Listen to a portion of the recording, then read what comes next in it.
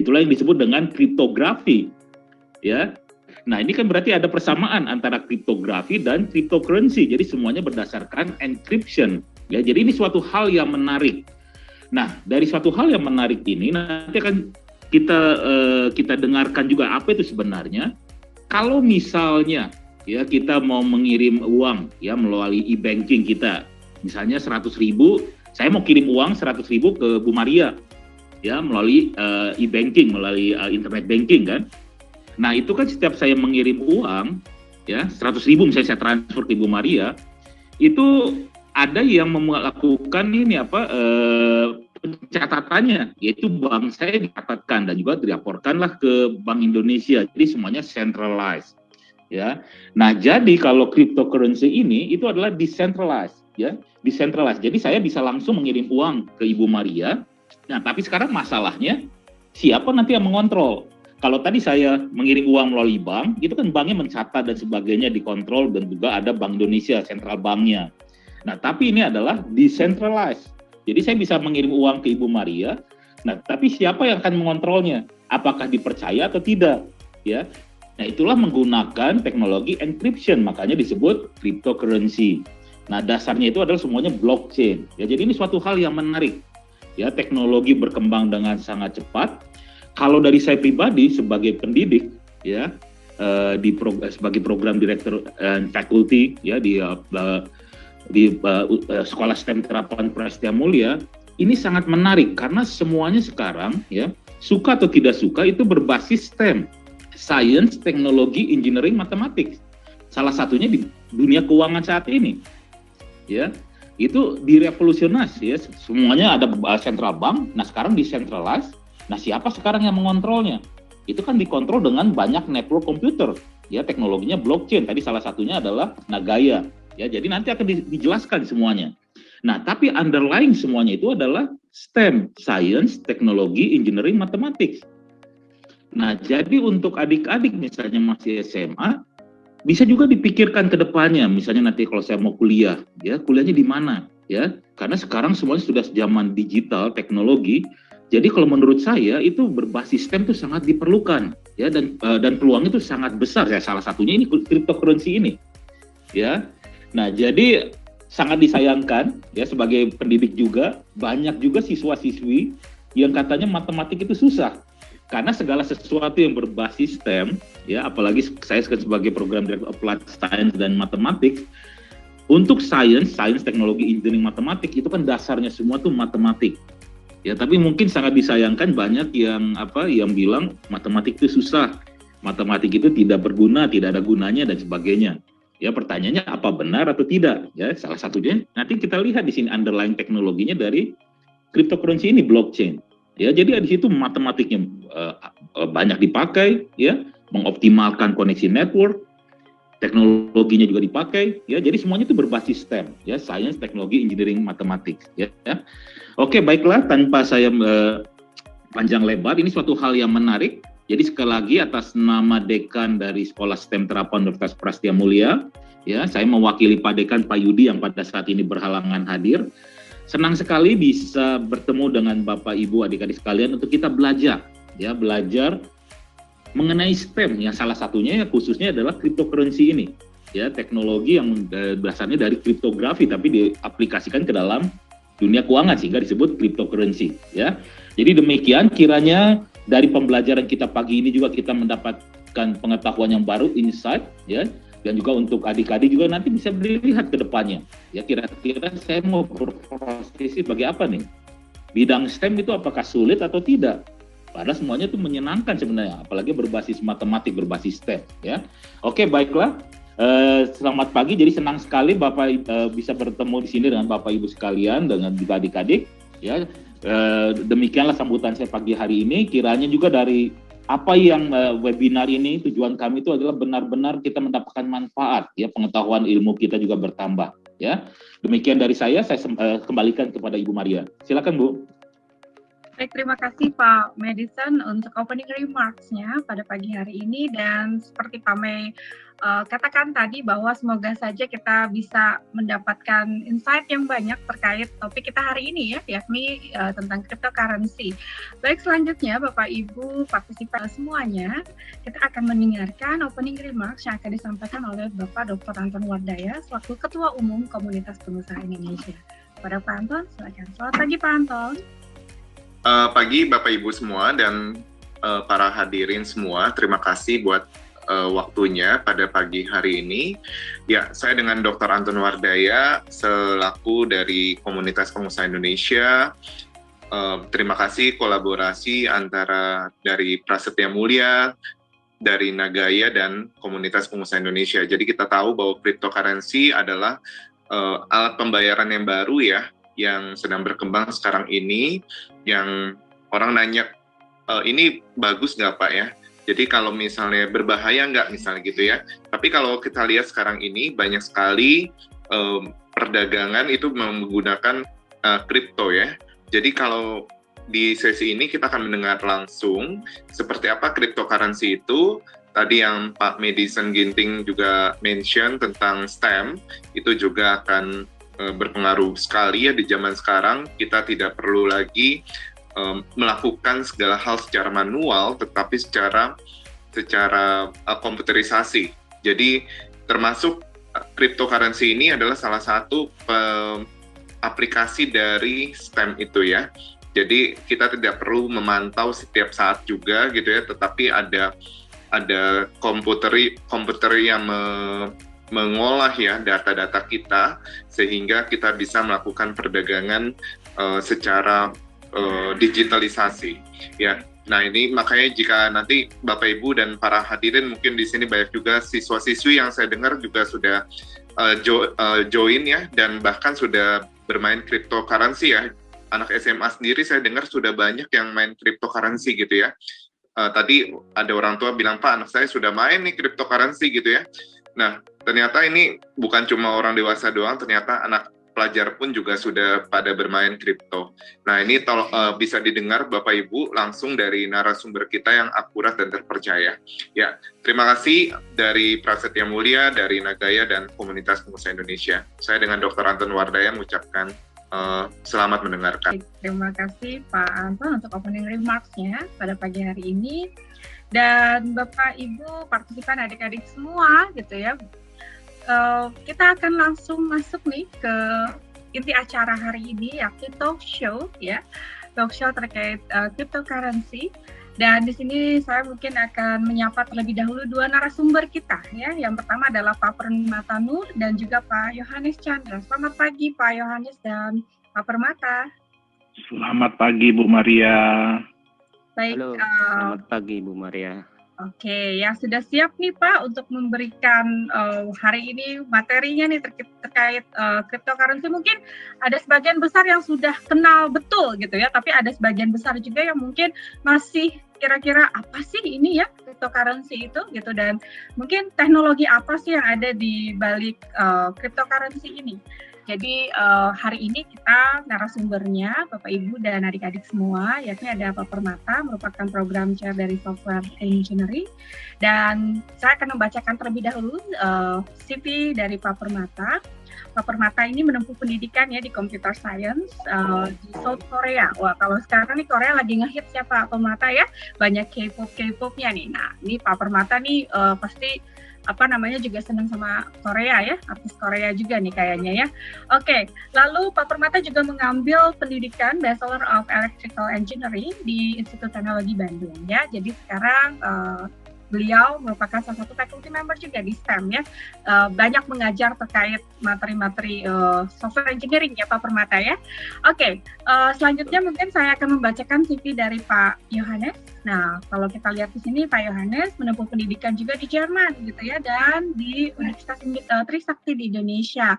Lalu kalau kita lihat di sini experience beliau juga banyak nih ya, dan sekarang Pak Yohanes Chandra ini merupakan founder dan CEO dari Nagaya Teknologi ya, dan beliau juga merupakan praktisi aset kripto dan pengusaha. Wow, kalau kita lihat dari background dua narasumber kita ini, kayaknya mereka sudah hatam betul gitu ya terkait cryptocurrency ini. Nah, Bapak Ibu, adik-adik, pada pagi hari ini karena kita akan bersama-sama membahas ya cryptocurrency itu apa, the future, apakah memang cryptocurrency ini the future of money. Sebelumnya mungkin saya akan tanya-tanya dulu nih sama Pak Permata ataupun Pak Yohanes ya terkait cryptocurrency ini. Oke Pak, mungkin saya mulai dari Pak Permata dulu kali ya. Sebelum kita masuk ke topik utama kita nih, mungkin ada sebagian besar Bapak Ibu yang masih belum mengenal apa sih itu cryptocurrency gitu ya. Apa sih beda dengan investasi yang lain gitu mungkin ya. Nah mungkin saya mulai dari Pak Permata dulu, boleh nggak Pak diceritain mungkin secara singkat apa sih sebenarnya cryptocurrency itu? Tentang cryptocurrency ya Bu ya? Betul.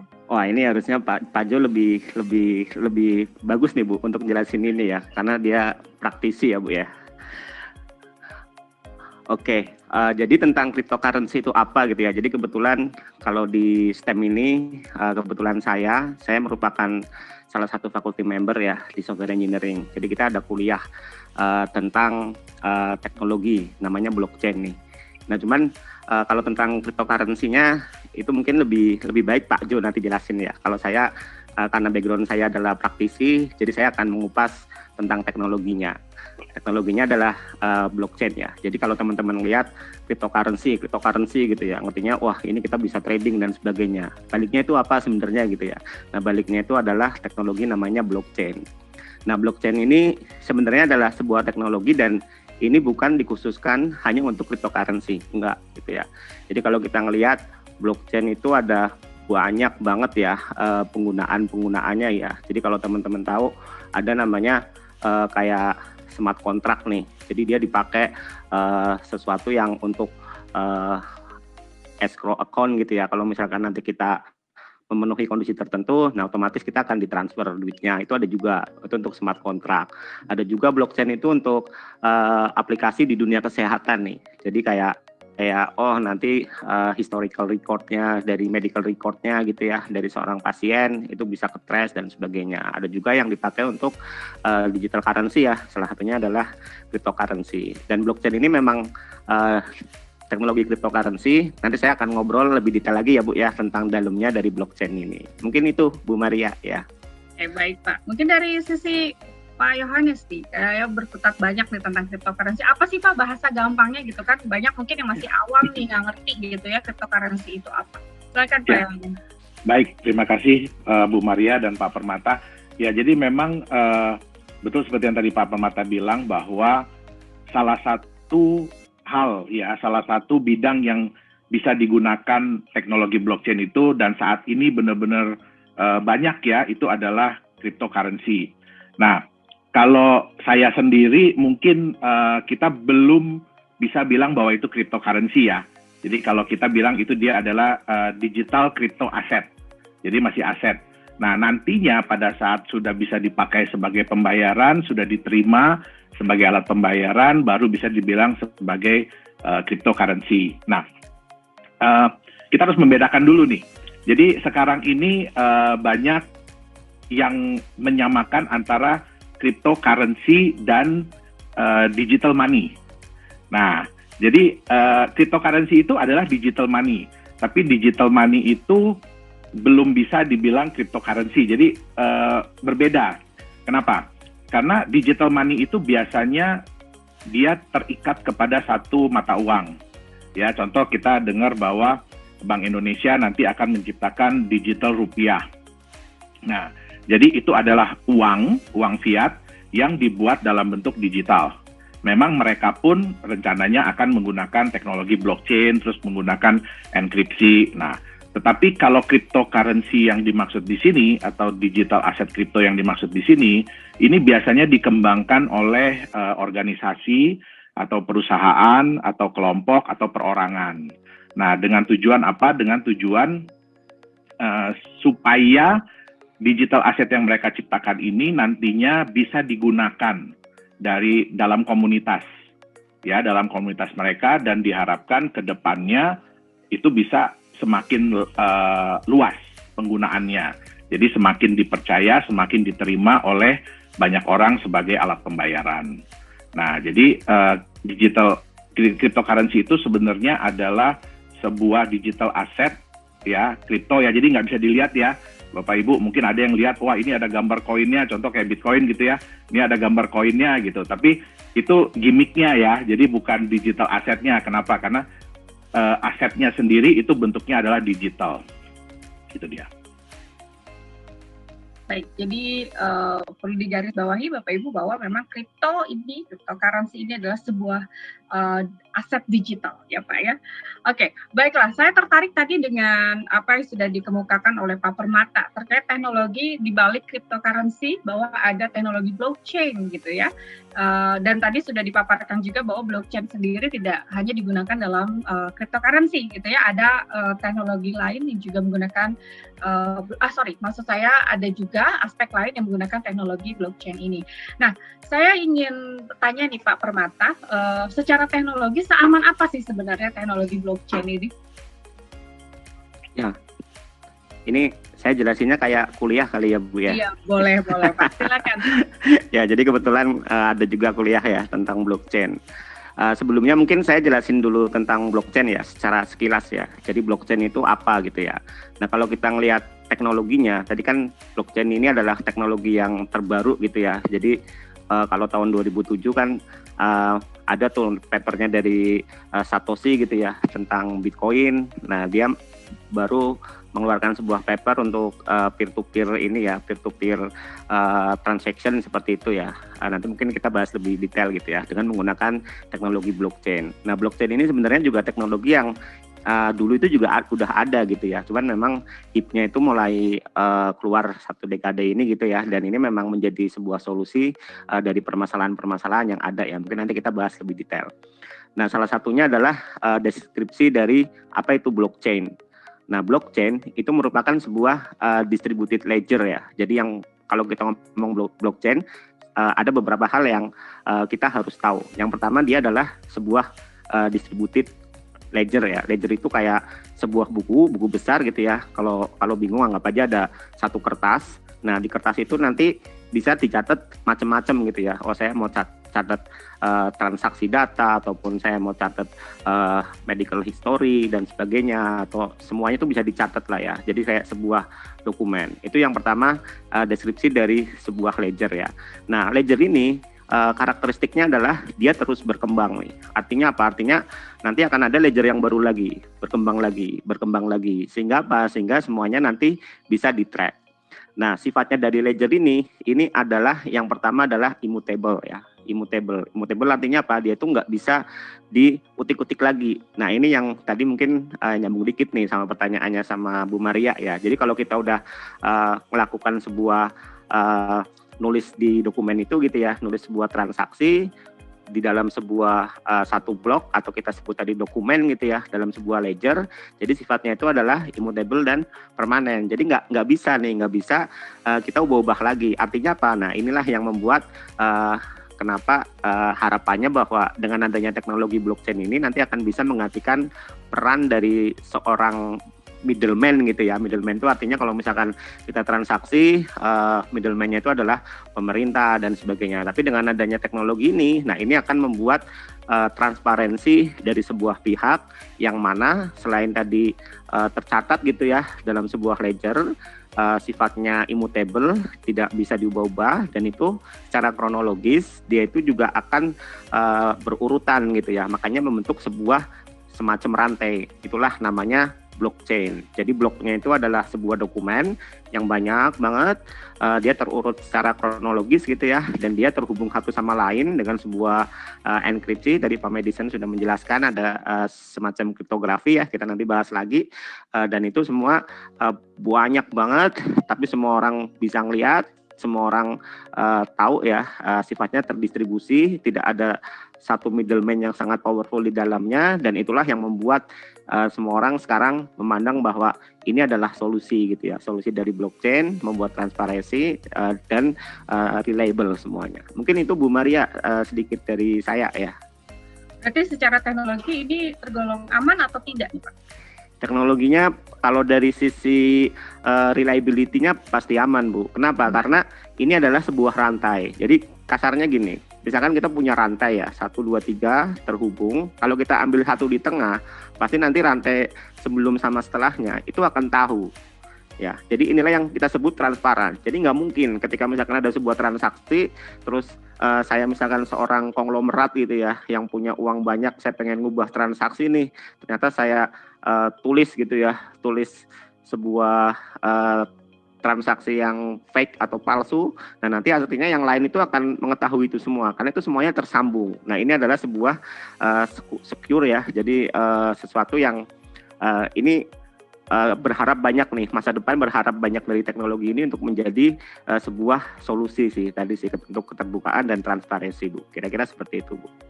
Oke, menarik ya Pak ya. Jadi saya kebayangnya ada suatu rantai tadi ya, jadi ini benar-benar secure banget ya, kalau misalkan tadi rantainya putus, 3 tengah ketahuan gitu ya. Oke, baiklah.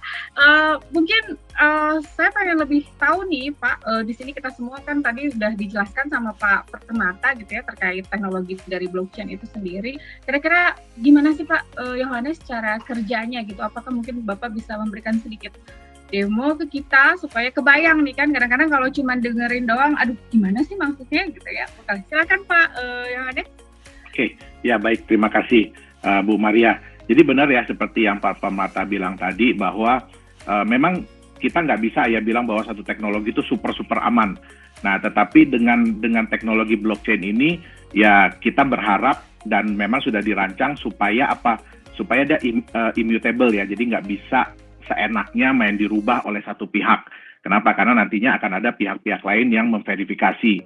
Dan benar seperti yang tadi Pak Permata bilang, kalau misalkan ada satu yang rantai di tengah-tengah nih, blok yang di tengah-tengah ini dimanipulasi, nah itu blok ke belakangnya itu akan berubah semua.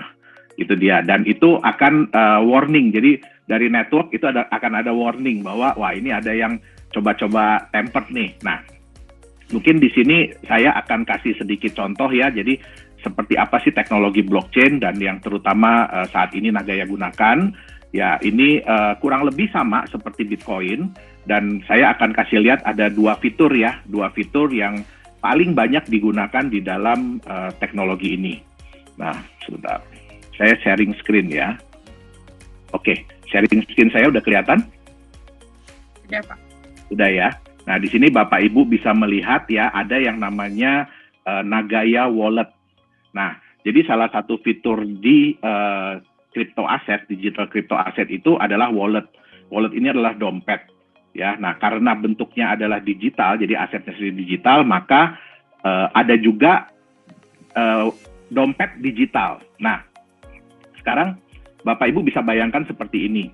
Wallet ini Bapak Ibu bisa anggap sebagai seolah-olah ini adalah Bapak Ibu adik-adik ya bisa anggap bahwa ini adalah bank milik Bapak Ibu dan adik-adik semua. Ya, kenapa saya bilang bank? Jadi kalau kita lihat di sini ya, di sini, ini Bapak Ibu bisa lihat ya, ini ada alamat address. Nah, tadi yang Pak Permata bilang, ya kan, bahwa di sini semuanya transparan, ya. Tapi tetap ada sisi kerahasiaan. Kenapa kerahasiaan? Di sini orang-orang itu dikenal bukan dengan nama, bukan dengan username, tapi dengan address. Nah, address ini bentuknya panjang seperti ini ya. Jadi gabungan antara angka, huruf, besar, kecil, ya kan. Nah, yang mengetahui address ini, jadi yang mengetahui bahwa address ini milik siapa sih? Yaitu adalah orang pemilik address tersebut. Ya. Nah, salah satu kekurangan dari wallet seperti ini adalah ya, jadi kalau misalkan ya contoh saya kasih ke Pak Permata address yang nomor 1 ini nih, saya kasih nama nomor 1 ya, sorry. Bentar. Saya kasih nama nomor 1. Oke, saya kasih ke Pak Permata address nomor 1 ini. Artinya apa? Kalau Pak Permata ingin mengirimkan digital asetnya kepada saya, ya kan? Nah, itu Pak Permata harus kirim ke address ini supaya nyampe di saya. Nah, problemnya kalau saya juga kasih ke Bu Maria nomor yang sama, jadi address yang sama. Nah, pada saat ada yang mengirim, saya bingung. Ini siapa sih yang ngirim sebenarnya? Ya, apakah Pak Permata atau Bu Maria? Ya. Nah, akhirnya apa? Di sini disediakanlah fitur yang kita bisa meng-create new address. Ya, jadi kalau kita bilang nomor 2, ya, nah muncul alamat yang baru. Nah, berapa banyak alamat ini bisa kita tampilkan? Wah, bisa jutaan. ya, bisa jutaan, bisa ratusan juta, bisa miliaran alamat. Ya, Bapak Ibu bisa lihat itu ada berapa karakter. Ya, jadi kalau kita hitung ya, ini kembali lagi kayak Pak Madison bilang ya, matematika. Jadi kemungkinan untuk meng-create alamat ini sangat-sangat banyak. Nah, di sini dengan saya punya seperti ini seperti saya punya seperti saya punya bank account number, ya, nomor rekening bank. Jadi saya bisa ciptakan nomor rekening bank saya sendiri. Ya, nah, kalau kita menyimpan aset kita di sini, ya kita harus hati-hati. Kenapa? Karena semua tanggung jawab ada di kita. Ya, kalau wallet ini kita nggak backup, wallet ini kita nggak secure, jadi kita nggak amankan dengan password.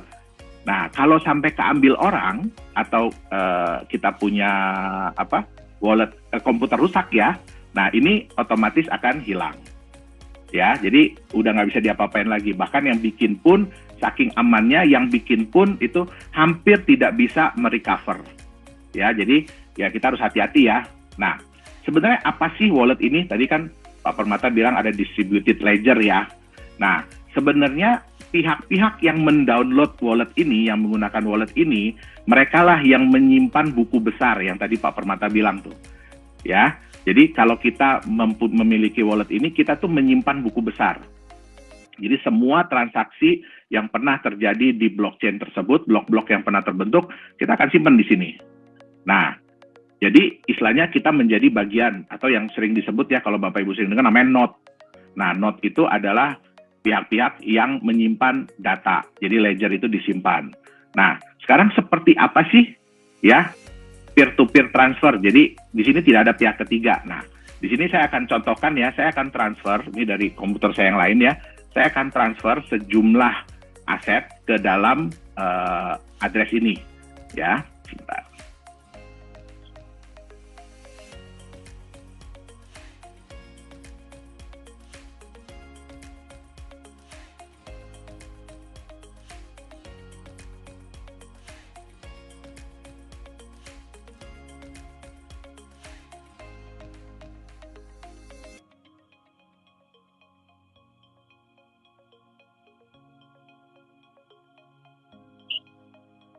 Oke ya, Bapak Ibu bisa lihat ya, ini yang tadinya balance 0, unconfirmed jadi 100. Ya, ada recent transaction di nomor 1. Nah, artinya apa? Saya ada menerima sejumlah aset digital ke wallet saya yang nomor 1, jadi address saya yang nomor 1. Nah, ini bisa dilihat, jadi tanggalnya, ya kan? Nah, di sini transaction detail ini apa kelihatan yang kotak kecil? Bu Maria, bisa bantu saya, Bu? Kelihatan ya. Nah, di sini ada yang namanya transaction ID. Ya, di sini ada yang namanya transaction ID. Jadi, setiap kali terjadi transaksi, itu pasti ada muncul transaction ID. Nah, transaction ID ini gunanya untuk apa? Transaction ID ini gunanya untuk memverifikasi nantinya apakah benar bahwa transaksi ini terjadi. Ya, apakah benar bahwa transaksi ini terjadi. Nah, Bapak Ibu bisa lihat, ini mungkin di depan ini ya, saya nggak tahu kelihatan apa enggak, ada tanda tanya. Ya, ada tanda tanya kecil di depan angka, ya di depan tanggal. Nah, itu artinya ini belum terkonfirmasi. Jadi transaksi ini baru dikirimkan. Jadi yang tadi kayak Pak Permata bilang, ini ada yang nyatet ya, ada yang nyatet transaksi, terus dia sebarin nih ke semua orang. Ya, dia sebarin ke semua node ini untuk menyatakan bahwa nih saya ada melakukan transaksi sejumlah 100. Nah, nantinya ada komputer-komputer yang akan menghitung. Ya, memproses daripada transaksi ini. Nah, ini kita nggak bisa tahu ya berapa lama. Nah, dari unconfirmed ini, jadi dari jumlah unconfirmed ini nanti setelah cukup konfirmasi ya dinyatakan bahwa itu biasanya ada yang 6 blok, jadi 6 blok terbentuk setelah transaksi ini, akhirnya oke, ini dinyatakan sukses. Ya kan, dinyatakan bahwa memang transaksi ini benar. Nah, ini udah pindah ya. Jadi kita lihat di sini ada ini unconfirmed. Jadi 1 dari 6 transaksi. Artinya apa? Dari transaksi ini sudah ada 1 blok baru yang terbentuk. Artinya sudah ada konfirmasi 1 blok. Ya. Nah, bagaimana cara ngeceknya? Sekarang kita lihat bagaimana cara ngeceknya ya. Nah, Ini ada transaction ID, ya kalau kita copy. Nah, ada satu lagi dari sebentar. Dari fitur yang disediakan oleh digital crypto asset, ya.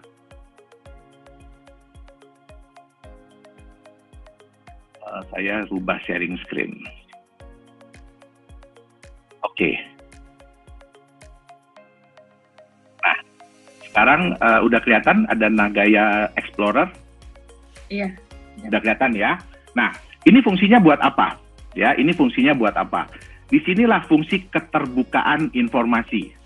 Ya, fungsi transparansinya. Jadi kalau tadi kita ada transaction ID, ini kita bisa paste di sini. Ya, terus kita ketik search. Ya, nanti akan muncul. Ya, akan muncul dari input, jadi dari pengirim siapa kepada penerima siapa. Nah, ini sangat penting. Ini sangat penting. Kenapa? Kalau di perbankan, ya kalau di perbankan misalkan saya kirim dana ke Bu Maria, ya terus terjadi terjadi masalah, misalkan kok Bu Maria kok nggak terima nih dananya, ya kan? Nah, bagaimana cara Bu Maria atau saya meyakinkan bahwa oh saya udah kirim kok? Nah, otomatis kan kita harus berhubungan dengan bank. Betul?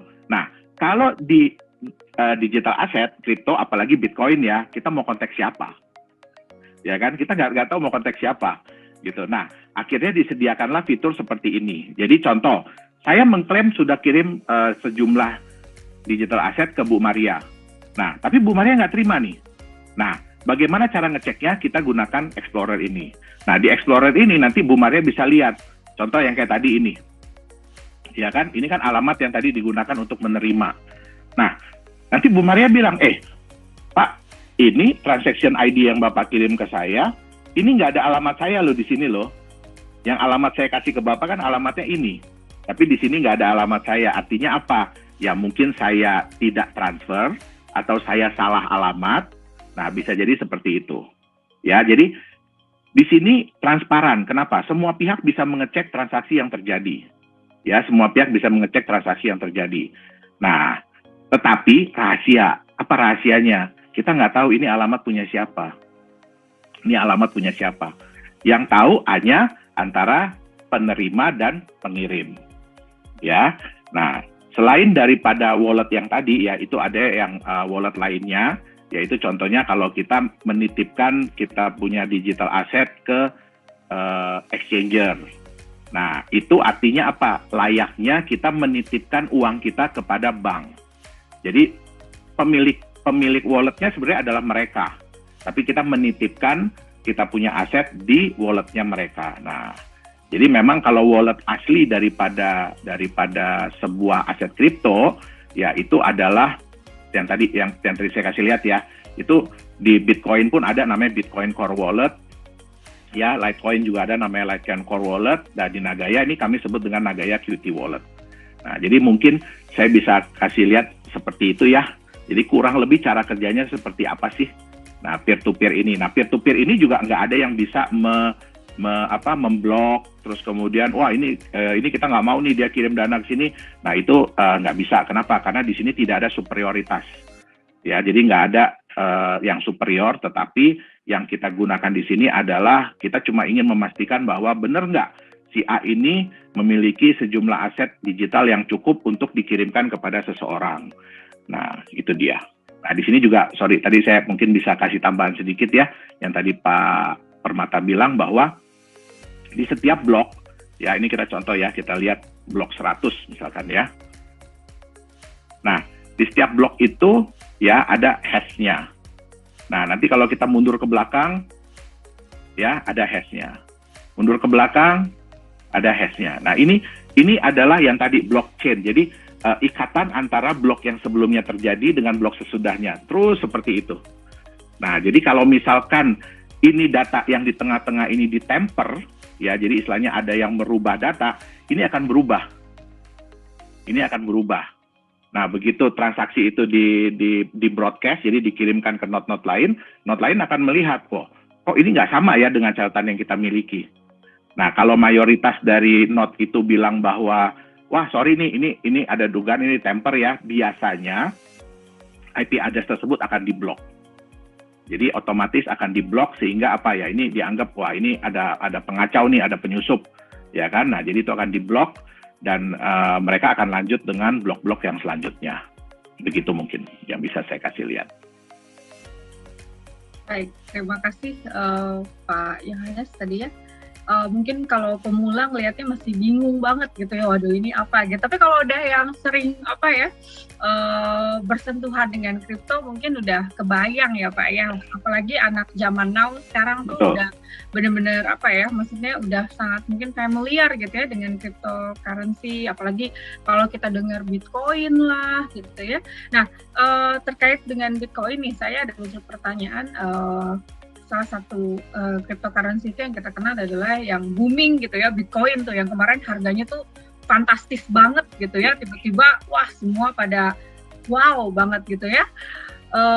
Nah sebenarnya apa sih Pak kira-kira ini menurut perspektif dari Pak Yohanes ya, mungkin nanti Pak Permata juga bisa menambahkan ya. Kemunculan Bitcoin ini sebenarnya latar belakangnya apa sih? Setahu saya pasti ada tujuan gitu ya, latar belakang dan tujuan dari Satoshi ini untuk menciptakan Bitcoin. Kira-kira buat apa ya Pak? Karena kan kadang-kadang banyak nih pertanyaan, buat apa sih Bitcoin gitu kan? Maksudnya mungkin maksudnya orang-orang mungkin mikirnya itu kan uang digital gitu, tadi kan ya nggak bentuk fisik kayak biasanya kita keluarin uang di dompet gitu ya. Terus tujuannya buat apa sih kira-kira? Nah, gimana tuh Pak Yohanes? Ya, jadi mungkin ya ini kalau pendapat saya pribadi, mungkin Mr. Satoshi Nakamoto ini ya yang belum pernah kita lihat ya seperti apa orangnya, ya mungkin mereka ini ingin membuat suatu perubahan ya. Jadi perubahan bagaimana sih caranya ya kita bisa membuat suatu aset digital yang kira-kira bisa digunakan oleh masyarakat, jadi dibuat dari masyarakat, digunakan oleh masyarakat, dan dijalankan oleh masyarakat. Jadi sebenarnya balik ke zaman dulu ya, sebenarnya dengan sistem barter. Nah, mereka ingin merubah, sebenarnya ingin menunjukkan atau mencoba ya, bisa nggak sih sebenarnya nih kalau kita bikin ya sebuah aset digital yang kira-kira nanti diterima dari, oleh, dan untuk masyarakat, gitu loh. Karena apa? Karena mungkin mereka mungkin ingin membuat suatu sistem baru yang berbeda dengan sistem finansial atau sistem ekonomi yang sudah ada sekarang. Ya, jadi itu juga mungkin sebabnya Mr. Satoshi ini dia nggak berani muncul ke permukaan. Ya, karena dia nggak tahu ya nanti bagaimana respon market, bagaimana respon pemerintah. Nah, jadi akhirnya ya dia coba. Nah, dia coba ini ya dia bikin open source ya supaya apa? Supaya banyak orang yang kedepannya bisa mengembangkan nih dari Bitcoin ini. Nah, mungkin seperti itu ya tujuan dari Satoshi Nakamoto ini. Mungkin Pak Permata ingin menambahkan Pak? Kayaknya Pak Permata di Bitcoin-nya banyak nih ya. Dulu saya sering ini ya, sempat main waktu masih di Korea tuh. Waduh. Cuma jantung saya nggak kuat nih kalau naik turun. Jadi sekarang udah nggak main lagi nih. Ya jadi dari Pak Jo tadi udah lengkap banget ya Bu ya. Kalau kita ngelihat sejarahnya itu kan ada namanya Satoshi Nakamoto ya. Jadi Satoshi Nakamoto itu siapa gitu ya. Ada orang ngira itu orang Jepang. Cuman sebenarnya sampai sekarang kita nggak tahu tuh siapa itu Satoshi Nakamoto. Dia nggak pernah keluar. Ada yang bilang itu satu orang individu. Ada juga yang bilang dia adalah sebuah organisasi gitu ya. Ada juga orang yang bilang bahwa dia itu adalah Elon Musk tuh. Kenapa? Karena Elon Musk itu kan kalau ngeluarin duit itu nggak mikir gitu ya. Dan kalau kita ngelihat Bitcoin gitu ya, pada saat 2007 itu 31 Oktober tuh papernya ada tuh tentang konsepnya dari Satoshi, namanya itu sebuah paper ilmiah ya, namanya Bitcoin Peer-to-Peer Electronic Cash System. Nah jadi di situ Satoshi mencoba mengungkapkan ya secara ilmiah bahwa kita sebenarnya bisa nih mencoba menghindari middleman tadi gitu ya. Jadi gimana kita bisa melakukan transaksi secara peer-to-peer. Peer-to-peer itu tadi kalau Pak Jo istilahnya kita barter nih. Barter tapi secara digital, secara ini ya, dan persyaratannya bisa reliable, dan itulah dipropose sama Satoshi, dan sifatnya itu ya open source. Open source itu artinya gratis ya, bisa dipakai oleh siapapun tentang cryptocurrency, dan ini sekali lagi nggak dikontrol oleh satu organisasi. Kalau kita uang kan itu sangat kompleks ya. Jadi di Indonesia ada Bank Indonesia, terus teman-teman juga mungkin pernah ngerasain nih kalau coba ngirim uang dari satu negara ke negara lain ya. Itu kan kita masuk dulu uangnya, terus nanti lewat bank di negara itu, baru nanti lempar lagi ke US kalau nggak salah gitu ya, baru nanti masuk ke negara tujuan dan sebagainya. Itu sangat kompleks sekali gitu ya. Jadi makanya pada saat itu dibuatlah sebuah sistem ya dengan tadi, dan Bitcoin itu punya protokol, jadi ada kode-nya tuh, kode Bitcoin ya, itu open source. Mungkin teman-teman yang suka coding nih, terus dan dia punya beberapa protokol atau rules ya, kayak misalkan tadi ada namanya kriptografi nih, buat teman-teman yang senang matematik ya, mungkin nanti cocok nih masuk prodi bisnis matematik di STEM.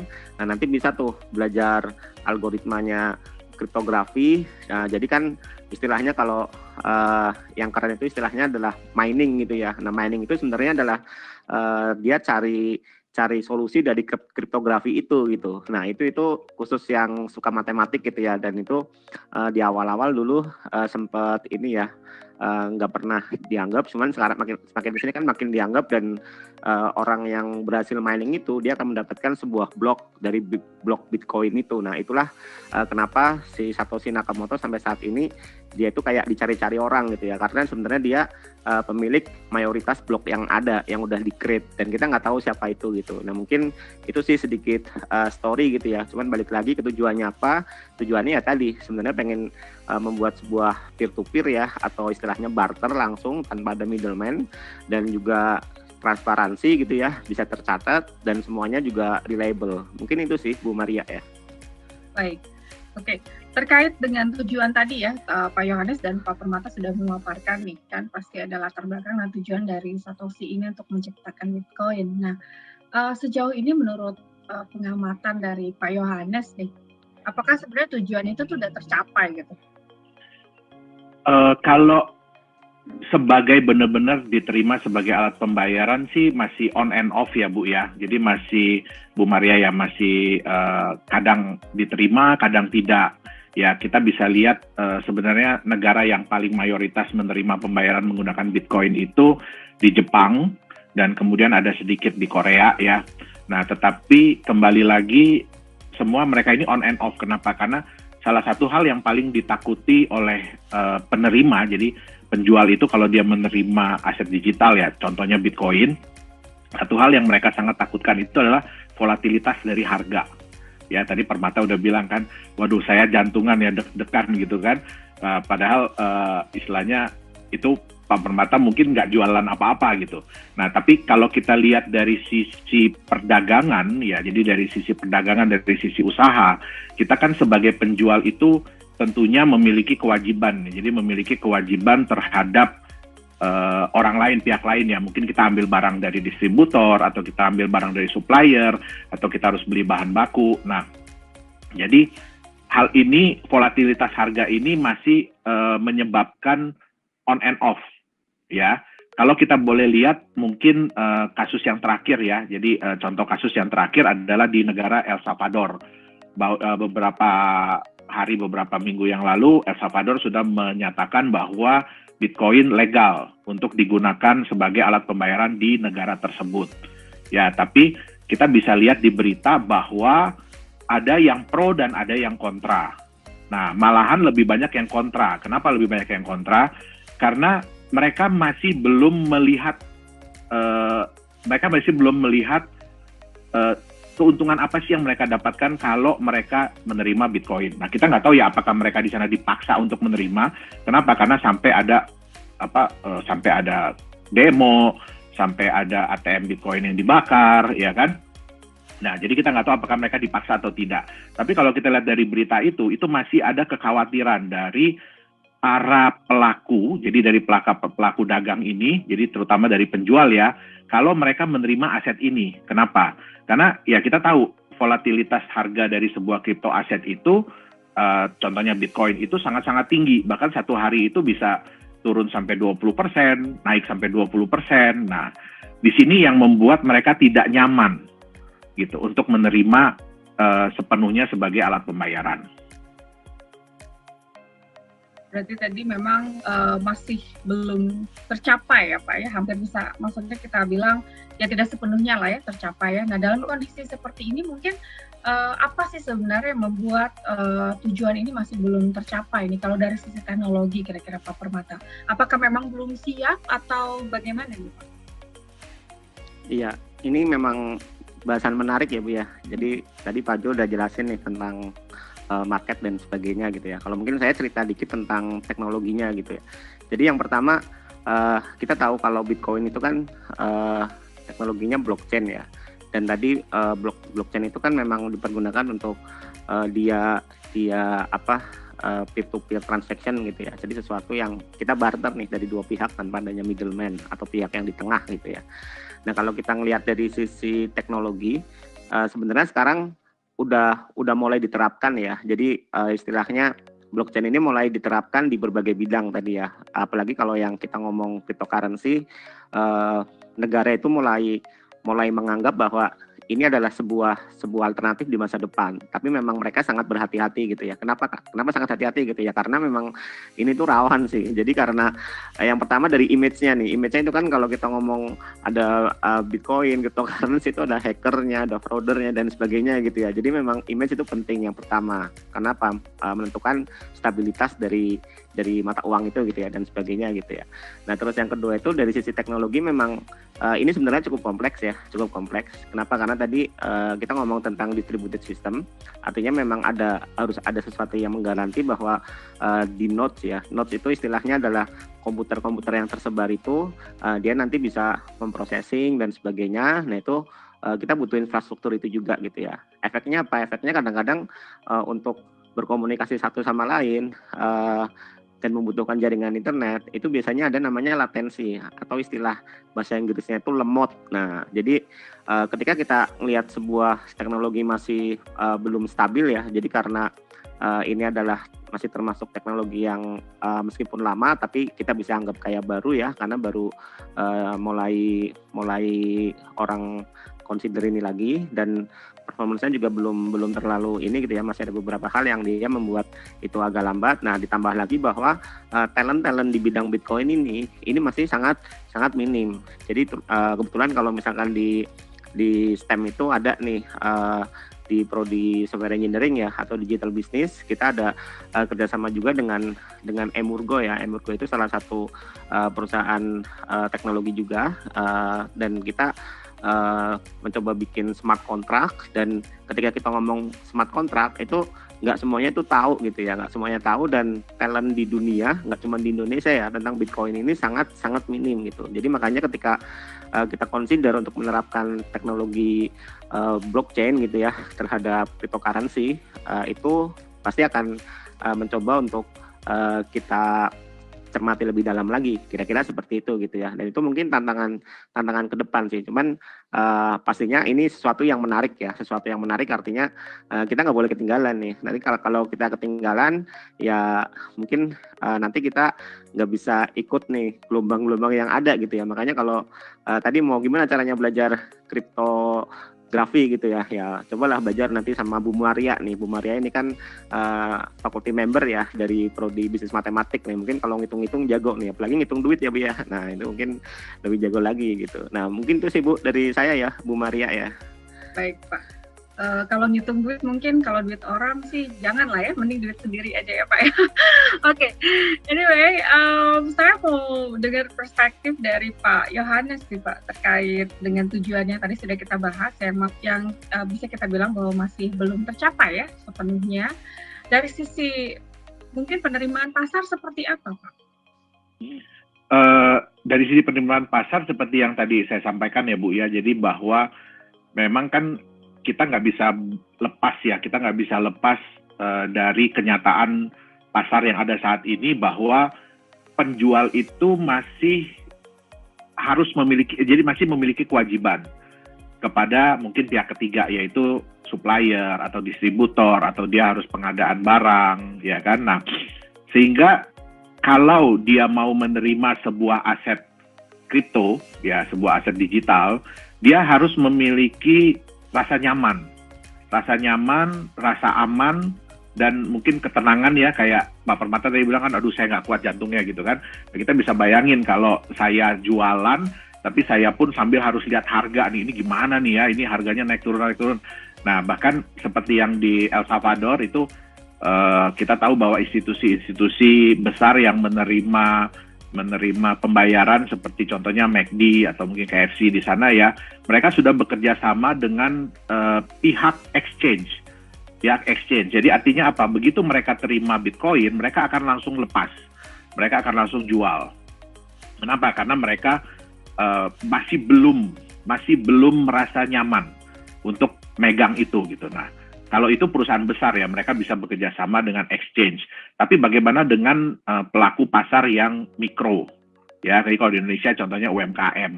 Nah, bagaimana mereka bisa seperti itu? Otomatis kan mereka harus melakukan itu secara manual. Nah, secara manual ini kadang-kadang seperti yang Pak Permata bilang butuh waktu. Ya, kita kadang-kadang mau transfer ke exchange aja butuh sekian menit. Nah, padahal kita nggak tahu ya dalam sekian menit itu apa yang bisa terjadi dengan harga. Nah, kalau naik sih semua orang happy pasti ya. Kalau nilainya naik semua orang pasti happy. Tapi bagaimana kalau nilainya turun? Karena nggak mungkin contoh kalau Bu Maria misalkan ya, saya mau bayar Bu Maria nih, barang Bu Maria saya mau bayar, ya kan, produk Bu Maria saya mau bayar menggunakan Bitcoin, harga Bitcoin hari ini mungkin 600 juta.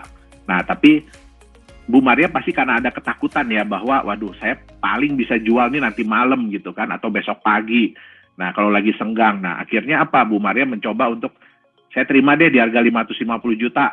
Nah, tapi otomatis sayanya pasti nggak mau dong. Kenapa? Karena saya tahu bahwa harga Bitcoin saat ini adalah 600 juta. Nah, jadi bagaimana cara kita membuat pengusaha ya yang menerima Bitcoin ini lebih nyaman, lebih merasa tenang untuk menerima sebuah digital asset. Nah, itu adalah tantangan yang terpenting. Baik Pak Yohanes, mungkin di sesi ini juga akan ada polling ya Pak Yohanes ya terkait. Oh iya. Oh baik. Ya. Mungkin bagaimana kita bisa mulai pollingnya atau gimana Pak Yohanes? Boleh. Jadi saat ini ya kami minta partisipasi dari Bapak Ibu, adik-adik peserta dari acara hari ini. Ya, kita ingin bikin polling nih. Jadi Bapak Ibu bayangkan ya, Bapak Ibu seandainya Bapak Ibu adik-adik di sini adalah seorang pengusaha, ya, seorang penjual produk atau penjual jasa yang ingin menerima sebuah digital asset, ya, ingin menerima sebuah digital asset. Nah, tapi yang harus diingat adalah Bapak Ibu ini kan pasti kalau kita pengusaha, kita pasti memiliki tanggung jawab kepada pihak ketiga, ya, baik itu supplier, distributor atau yang lainnya. Nah, belum tentu mereka mau menerima pembayaran menggunakan digital asset juga. Nah, di sini saya mungkin akan share screen lagi.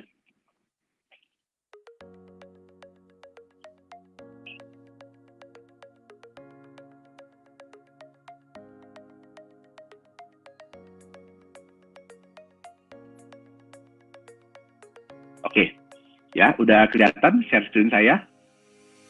Ya, oke. Jadi kita ada di sini polling pertama ya, kita ada 2 buah digital asset.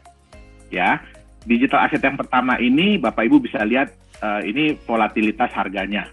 Ya, ini kalau kita lihat ambil dari garis tengah ke atas ya dan garis tengah ke bawah, ini bisa 9% ke atas dan 9% ke bawah. Ya, jadi diferensiasi harganya atau volatilitas harganya bisa sampai 18%, dari titik terendah sampai titik tertinggi sampai titik terendah ini bisa 18%. Dan ini saya ambil dalam waktu 1 bulan. Ya, jadi mungkin garis kecil ini ya mungkin dalam 1 hari gitu ya. Ini data dalam 1 bulan. Nah, sekarang kalau Bapak Ibu diberikan opsi ya, diberikan opsi memilih. Di sini ada 2 digital asset. Yang pertama adalah digital asset yang pertama ini dengan grafik yang Bapak Ibu sudah lihat performanya selama ini seperti ini. Memang dia ada kemungkinan naik lagi, tapi kita nggak tahu kapan, karena kita bukan trader, ya. Nah, terus yang kedua, ini ada sebuah digital asset, ya, sebuah digital asset. Nah, ini digital asset ini di backup 100% oleh sebuah aset yang lain. Kita ambil di sini adalah US dollar, ya.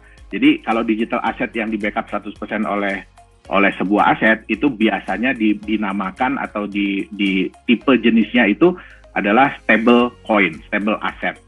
Ya, kenapa? Karena dia di backup 100%. Nah, aset ini harganya memang fluktuatif naik turun. Ya, tapi kalau kita ambil range 9% ke atas, 9% ke bawah, itu hampir nggak kerasa. Ya, nah sekarang mungkin kita bisa polling ya, kita bisa mulai polling. Ya, jadi Bapak Ibu silahkan pilih. Kalau Bapak Ibu menjadi seorang pengusaha, ya Bapak Ibu adik-adik di sini jadi seorang pengusaha, dan diminta untuk menerima stable asset, digital asset, ya kira-kira Bapak Ibu memilih yang mana? Mau nerima yang nomor 1 atau nerima yang nomor 2? Silahkan. Baik, kita tunggu polling kita masih berjalan ini ya. Hari ini partisipannya ada sekitar 350-an, Pak. Wah, meningkat terus nih ya. Kayak trennya Bitcoin naik terus nih ya. Iya. Habis ini langsung naik kayaknya ya, Pak ya. Langsung naik.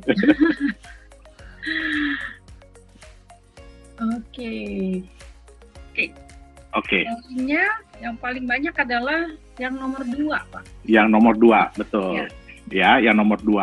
Nah, dari sini kita bisa mungkin sedikit memberikan penilaian ya. Kenapa aset nomor 2 ini mayoritas? Ya, seperti yang saya bilang tadi bahwa kita masih belum tahu nih, ya kan? Yang aset nomor 1 ini kira-kira arahnya kemana? Nah, kira-kira arahnya kemana? Sehingga ya kita mungkin lebih nyaman untuk memegang aset yang stabil harganya, ya, memegang aset yang lebih stabil harganya. Nah, kalau yang nomor 1, kalau saya rasa ini kayaknya trader nih yang ini nih, yang milih nih ya, kebanyakan trader nih. Kenapa? Memang aset nomor 1 itu bagi kita seorang trader itu sangat-sangat menyenangkan. Semakin tinggi volatilitas harga, semakin menyenangkan. Tapi kebetulan ya Pak Permata, saya ini sama dengan Pak Permata, Pak. Saya paling nggak kuat yang namanya naik turun. Ya, naik turun yang parah itu nggak kuat. Jadi kalau disuruh naik roller coaster pun saya pasti nggak berani, Pak. Nah, jadi itu dia. Nah, sekarang mungkin kita bisa polling yang kedua ya. Nah, kemudian ada pilihan digital asset ya, seperti ini grafiknya. Ya, dia memang kalau dibilang ini ada gerinjilan kecil-kecil ya, ada gerinjilan kecil-kecil ya. Dia memang ada fluktuasi harga itu udah pasti. Tapi tidak sebanyak dari aset nomor 1. Ya, tidak sebanyak aset nomor 1.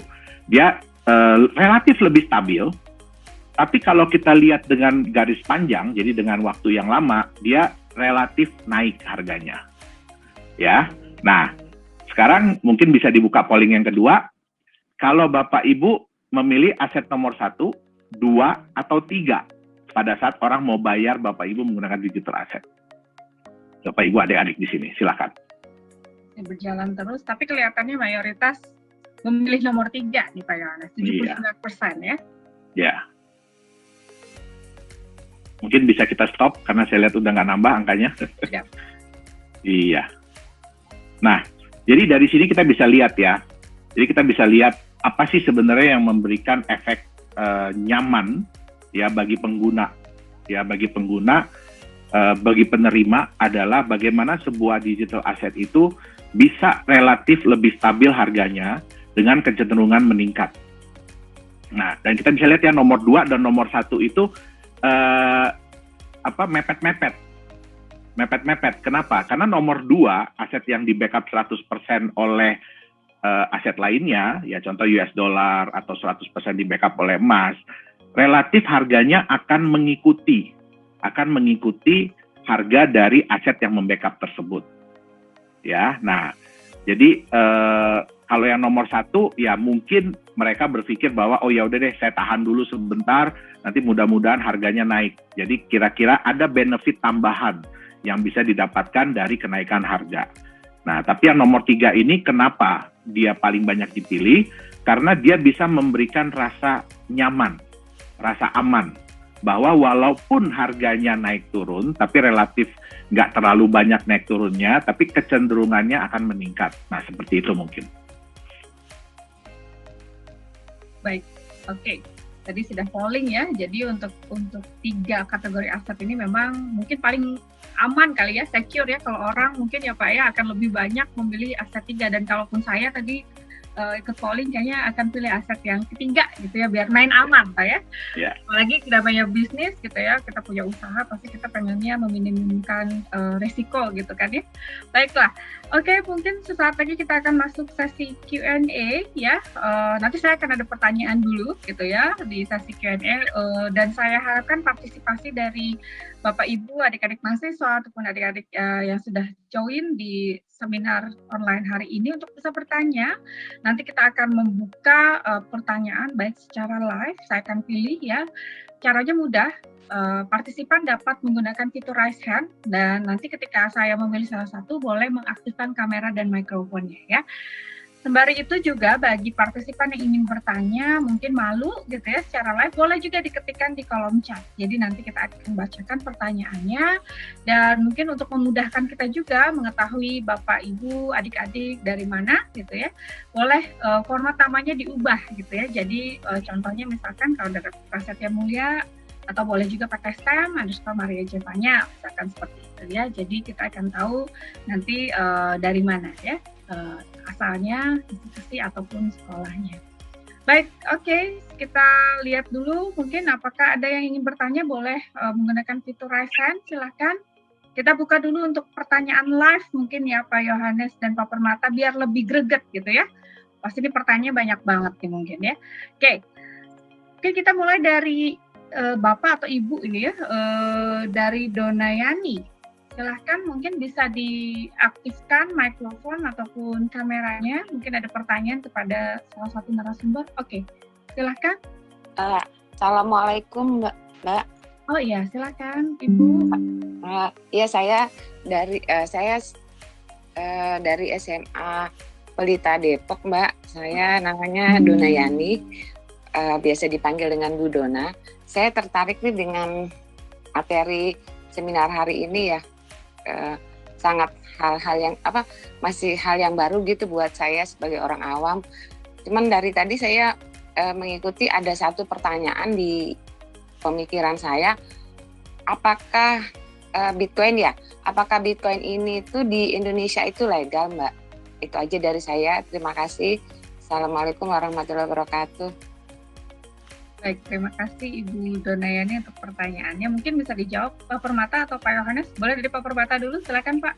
Kayaknya lebih cocok Pak Jo, Bu. Oh, Pak Jo dulu, boleh. Praktisi ya. Pak Permata boleh menambahkan.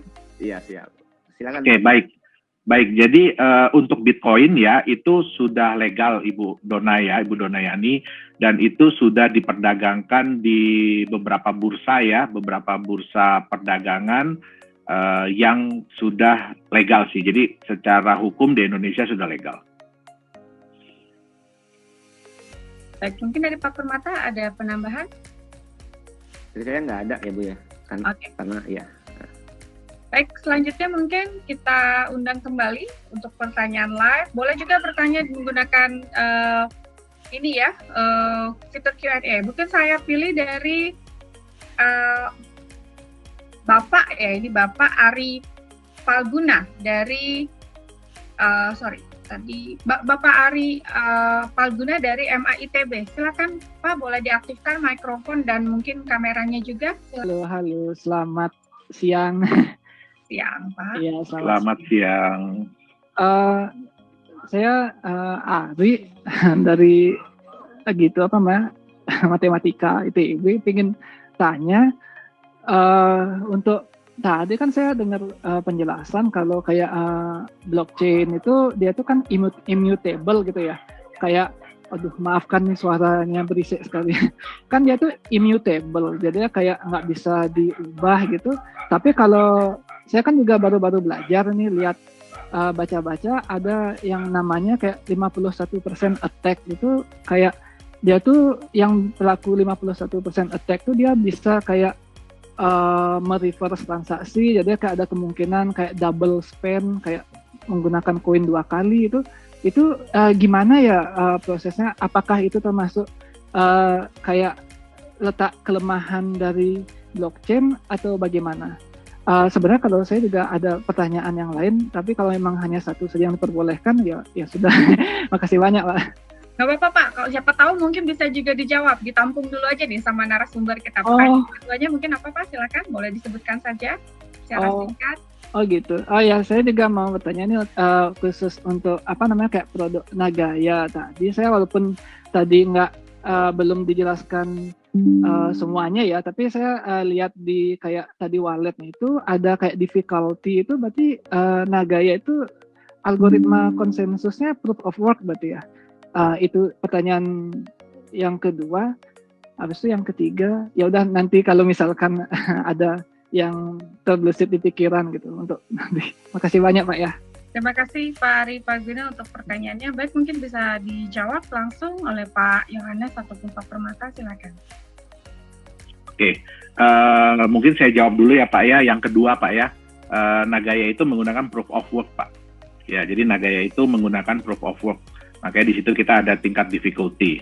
Nah, mungkin saya coba jawab yang pertama ya, 51% attack. Nanti mungkin Pak Permata bisa menambahkan.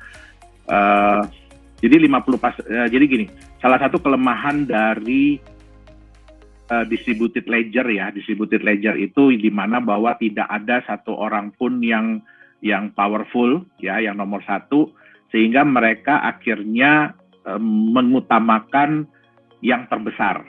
Jadi mengutamakan suara yang terbesar. Nah, suara yang terbesar ini memang salah satu kelemahan, ya. Tapi Bapak, Ibu, adik-adik harus membayangkan seperti ini. Semakin banyak node yang terhubung dengan sebuah chain, sebuah network dari sebuah blockchain, berarti semakin banyak yang memverifikasi dari sebuah transaksi. Nah, ini semua sebenarnya apakah mungkin Pak dilakukan? Mungkin dan pernah terjadi, ya. Tetapi ya pastinya developer crypto aset ini mereka belajar dari pengalaman-pengalaman yang sudah pernah terjadi, sehingga bagaimana caranya kita bisa meminimalisir resiko dari 51% attack ini. Nah, seperti tadi yang Pak Permata bilang, ini adalah open source ya, jadi sebenarnya bisa dikembangkan, bisa lebih dipermodern, bisa lebih mengikuti dari apa yang mungkin kan kita perlu belajar nih. Jadi sistem itu pun belajar sebenarnya.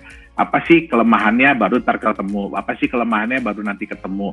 Nah, dari pengalaman-pengalaman yang ada ini selama ini, ya akhirnya developer aset kripto ini ya mereka mengembangkan lebih maju lah teknologi blockchain-nya untuk mencegah terjadinya attack-attack seperti ini.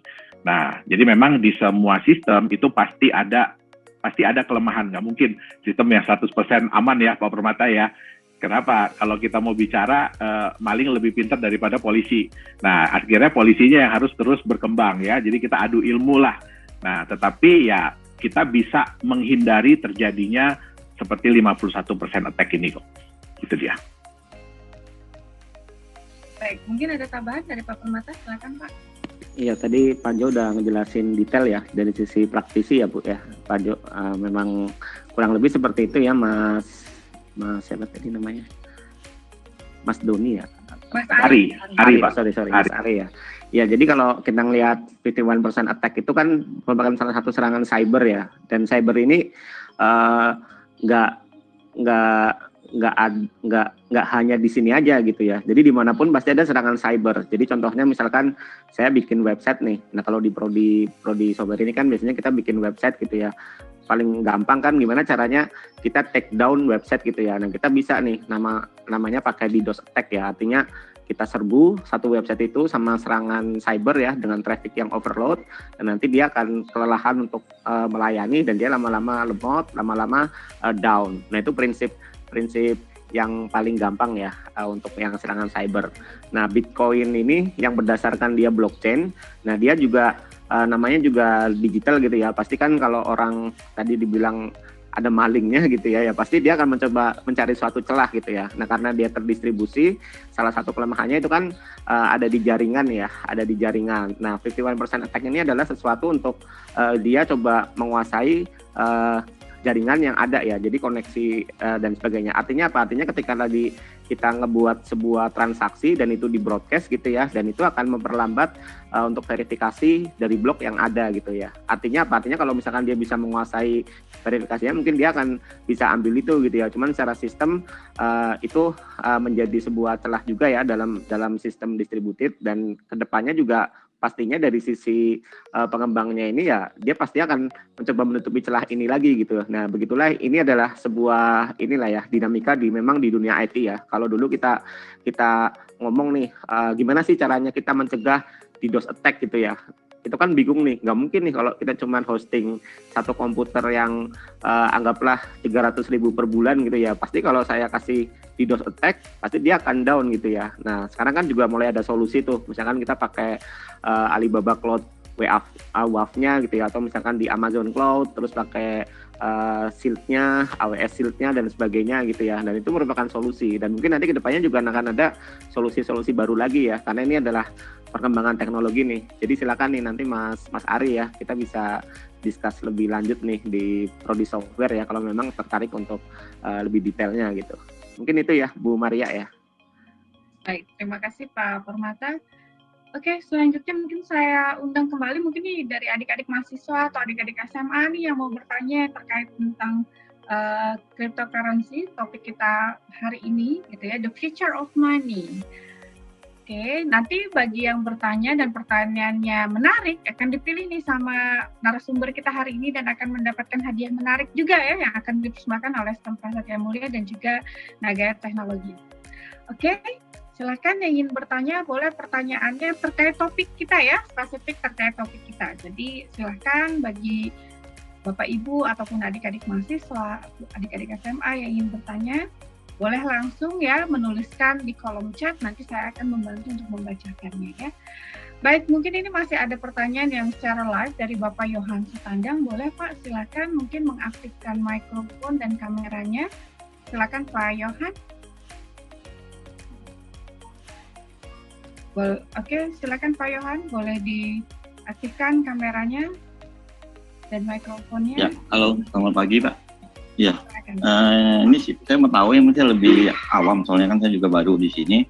Maksudnya posisi Nagaya itu apakah seperti bank gitu loh? Maksudnya kalau misalkan bank itu kan maksudnya dia punya cabang-cabang. Nah, node-node-nya di sini untuk pencatatan ledger itu apakah itu dimiliki Nagaya, apakah itu independen gitu loh. Jadi maksudnya untuk verifikasinya itu bagaimana Nagaya memverifikasi node-node-nya untuk pencatatannya itu gitu loh. Nah, terus kalau di sini berarti kita seperti buka Nagaya itu sebagai posisinya sebagai bank untuk yang pencatatannya itu, atau sebagai apa gitu loh, itu yang pertama. Terus kedua, bagaimana memverifikasi node-node yang ada yang dimiliki oleh blockchain-nya si Nagaya, itu apakah itu dimiliki oleh si Nagaya? Ya baik, saya jawab dulu. Jadi sebenarnya node-node tersebut ya, itu kita berikan kesempatan kepada semua pihak ya untuk mendownload. Jadi itu bentuknya kan wallet ya. Jadi kalau kita bicara node itu paling gampang adalah wallet. Nah seperti yang tadi saya sampaikan, nah itu pun sebenarnya bisa di-download. Jadi di blockchain manapun ya mereka memiliki core wallet atau Qt wallet. Nah core wallet atau Qt wallet ini sifatnya independen. Ya jadi siapapun bisa mendownload, siapapun bisa memiliki. Nah, mereka pun bisa menyimpan digital asetnya di situ.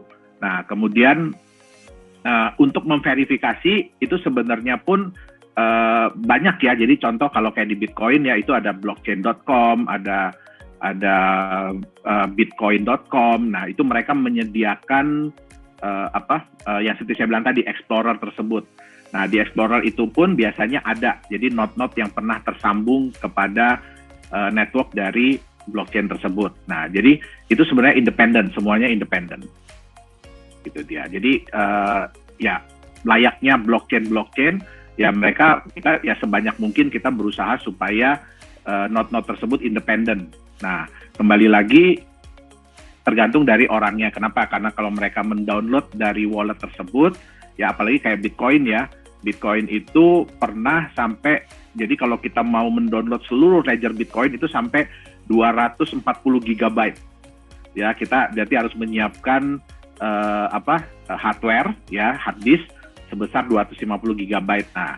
Nah, itu fungsinya kenapa dibikin open source, karena dari open source ini nanti ya para orang-orang atau organisasi atau kelompok yang mendedikasikan diri untuk mengembangkan dari Bitcoin ini, mereka akhirnya membuat suatu sistem di mana yang perlu di-download itu adalah ledger 2 GB terakhir, jadi nggak perlu terlalu besar-besar. Nah, itu kembali lagi, makanya di semua sistem ya, sistem itu belajar dari apa sih masalah-masalah yang pernah timbul saat ini, dan itu akan diperbaiki, gitu dia.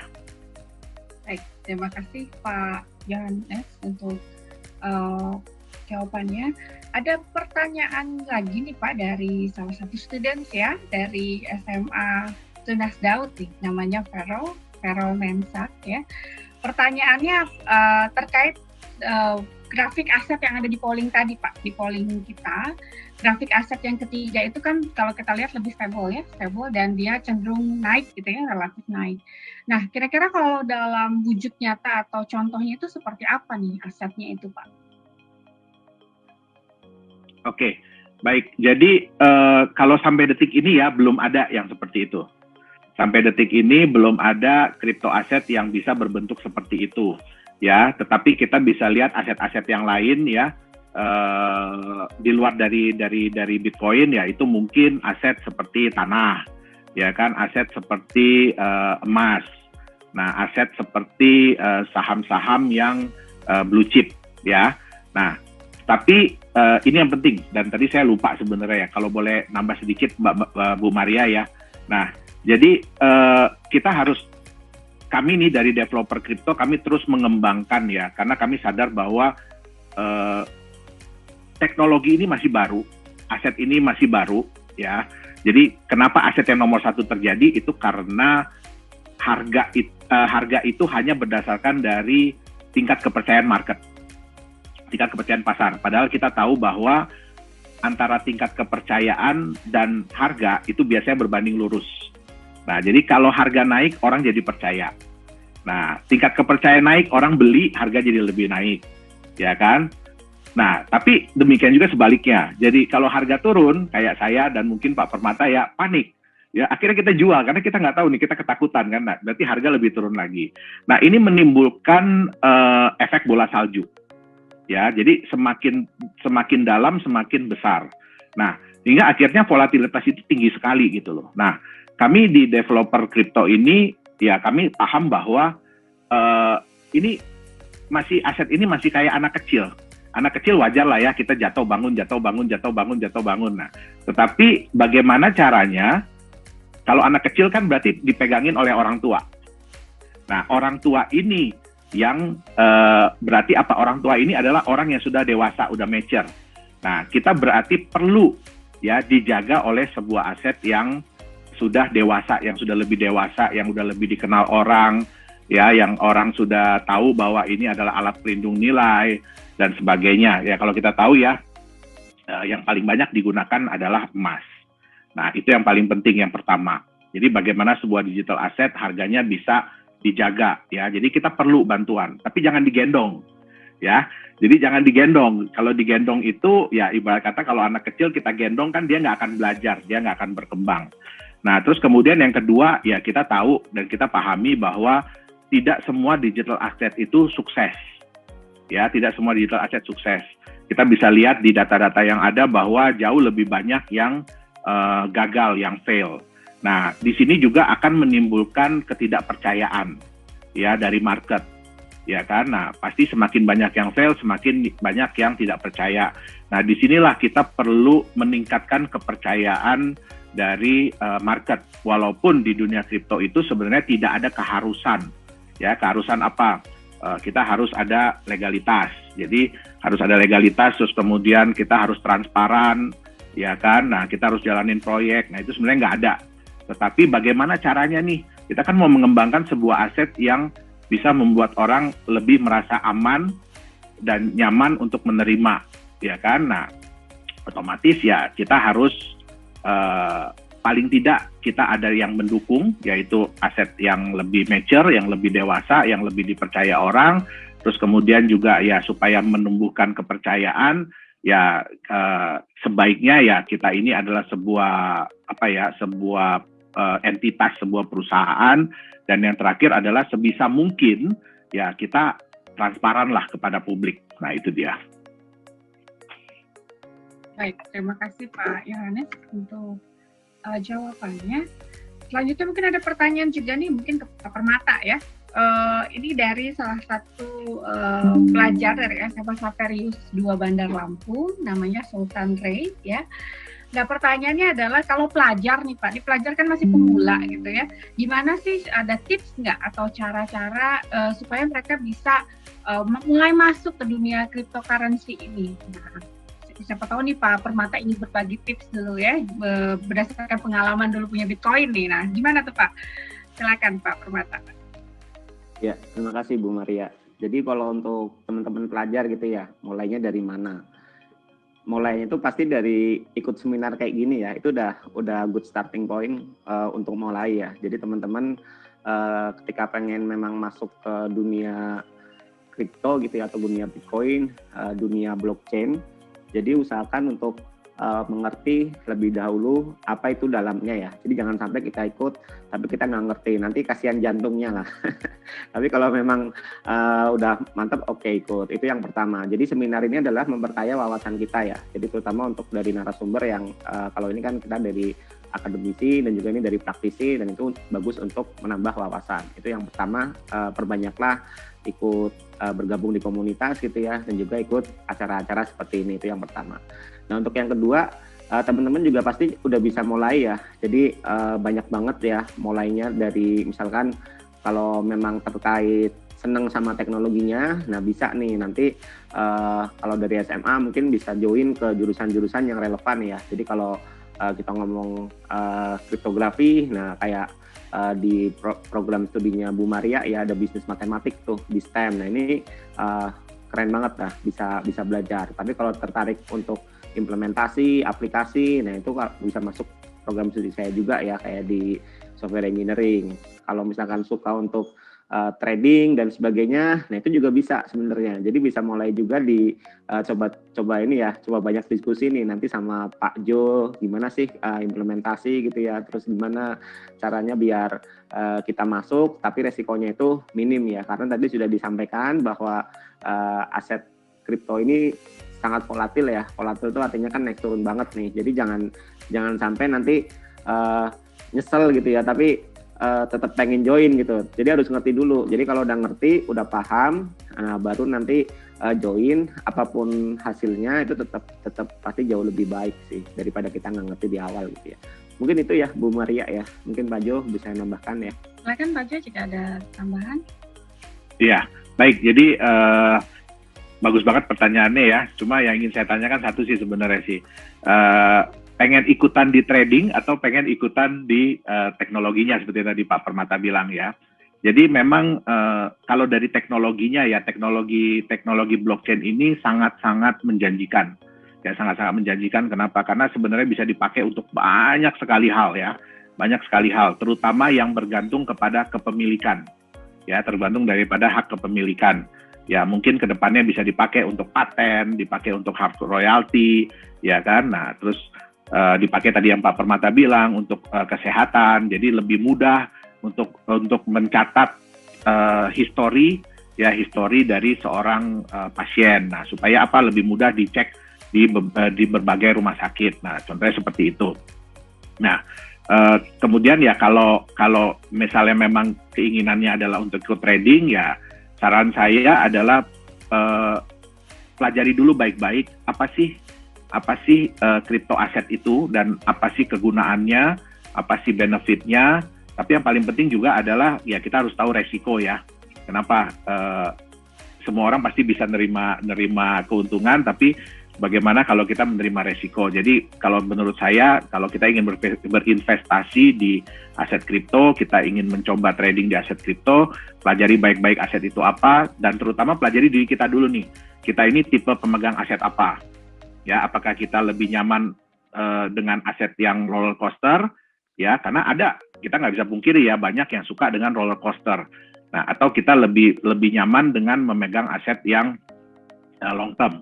Nah, jadi pertama adalah pelajari diri sendiri, terus kemudian pelajari aset kriptonya, ya kan, pahami resikonya. Nah, setelah itu yang seperti Pak Purnama bilang, kalau kita sudah paham semua, tentu saja kita juga lebih bijaksana ya dalam mengambil keputusan, bijaksana dalam mengambil tindakan. Nah, itu dia tadi.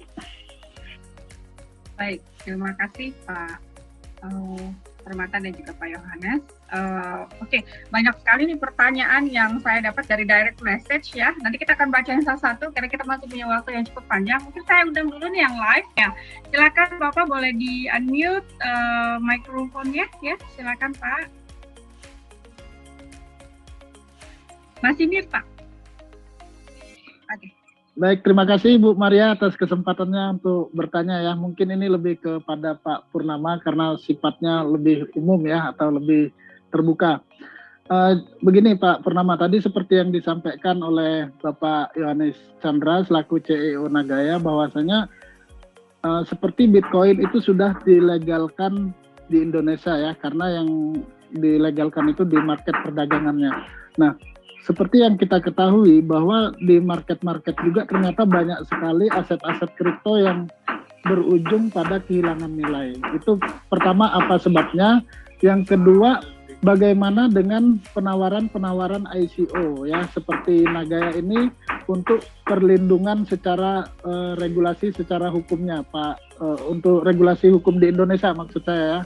Seperti itu Pak Purnama. Terima kasih Bu Maria. Baik, terima kasih Pak Alfiansyah. Mungkin saya ralat bapaknya bukan namanya Purnama tapi Pak Permata ya. Oh, Oke, baik ya, tidak masalah Pak. Oke, silakan Pak Permata mungkin bisa bantu dijawab. Ya, itu pertanyaannya kayaknya ke Pak Jo, Pak, bukan ke saya, karena praktisi ya. Kalau saya lebih ke arah akademisi, mungkin saya takut nanti kalau ngejawab kan udah nggak relevan, karena saya bidangnya itu agak inilah ya, bukan praktisi seperti Pak Jo nih yang lebih expert. Mungkin langsung ke Pak Jo aja kali ya, Pak ya, boleh ya Pak ya? Silakan. Ya, oke. Jadi ya memang sebenarnya sini out of topic ya, out of topic.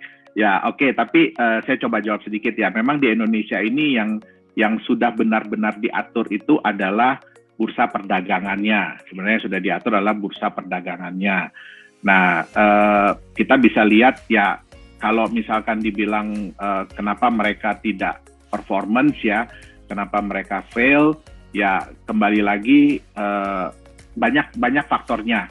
Mungkin apakah proyek-proyeknya akhirnya tidak berjalan atau konsepnya akhirnya tidak berjalan, ya kan? Nah, itu banyak sekali sih faktornya sih. Tapi kalau saya rasa mungkin ini mungkin kita bisa bahas di yang berikutnya nih.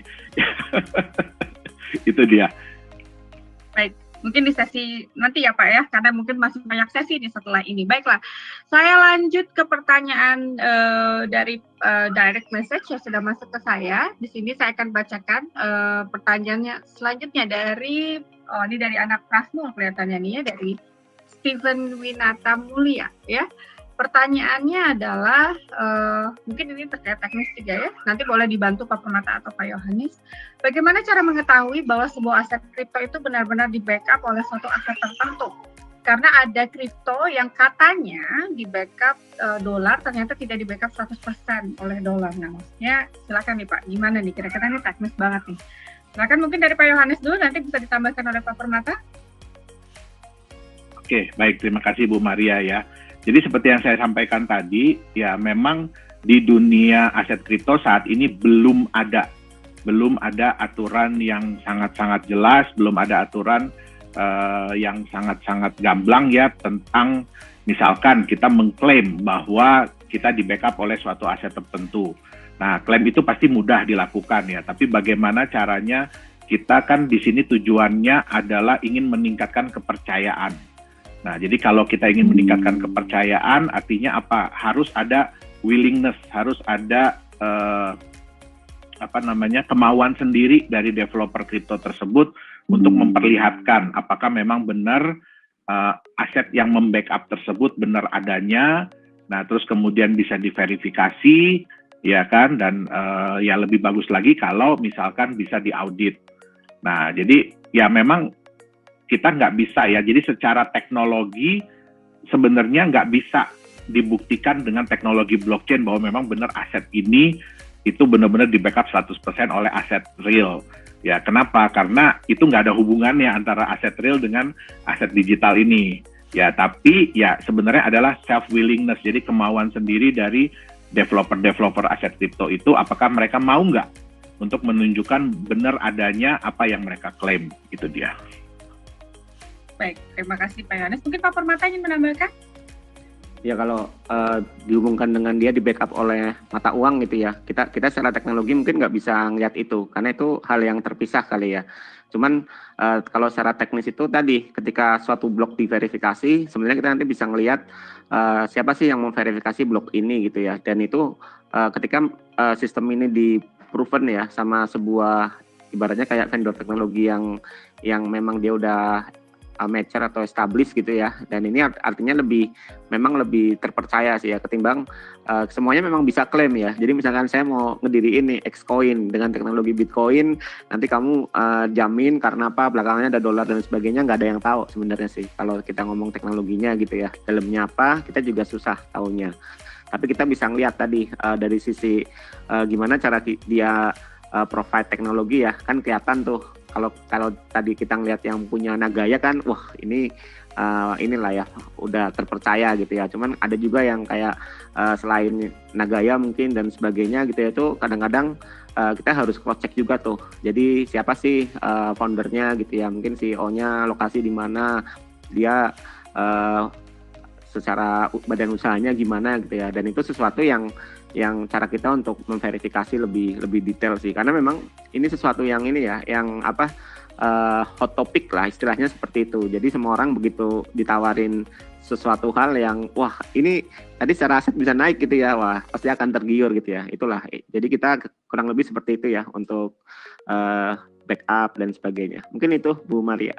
Baik, terima kasih Pak Permata. Saya masih banyak nih PR-nya nih, pertanyaan ya. Jadi kita semoga bisa dijawab lebih singkat juga para narasumber. Oke, pertanyaan selanjutnya adalah dari Karina Listiani ya, dari SMA IPK BSD. Nah, pertanyaannya adalah, wah ini terkait robot trading. Nah, robot trading ini kan katanya bisa menghasilkan profit nih ya, karena kita bisa melihat gitu ya bagaimana setiap hari gitu ya.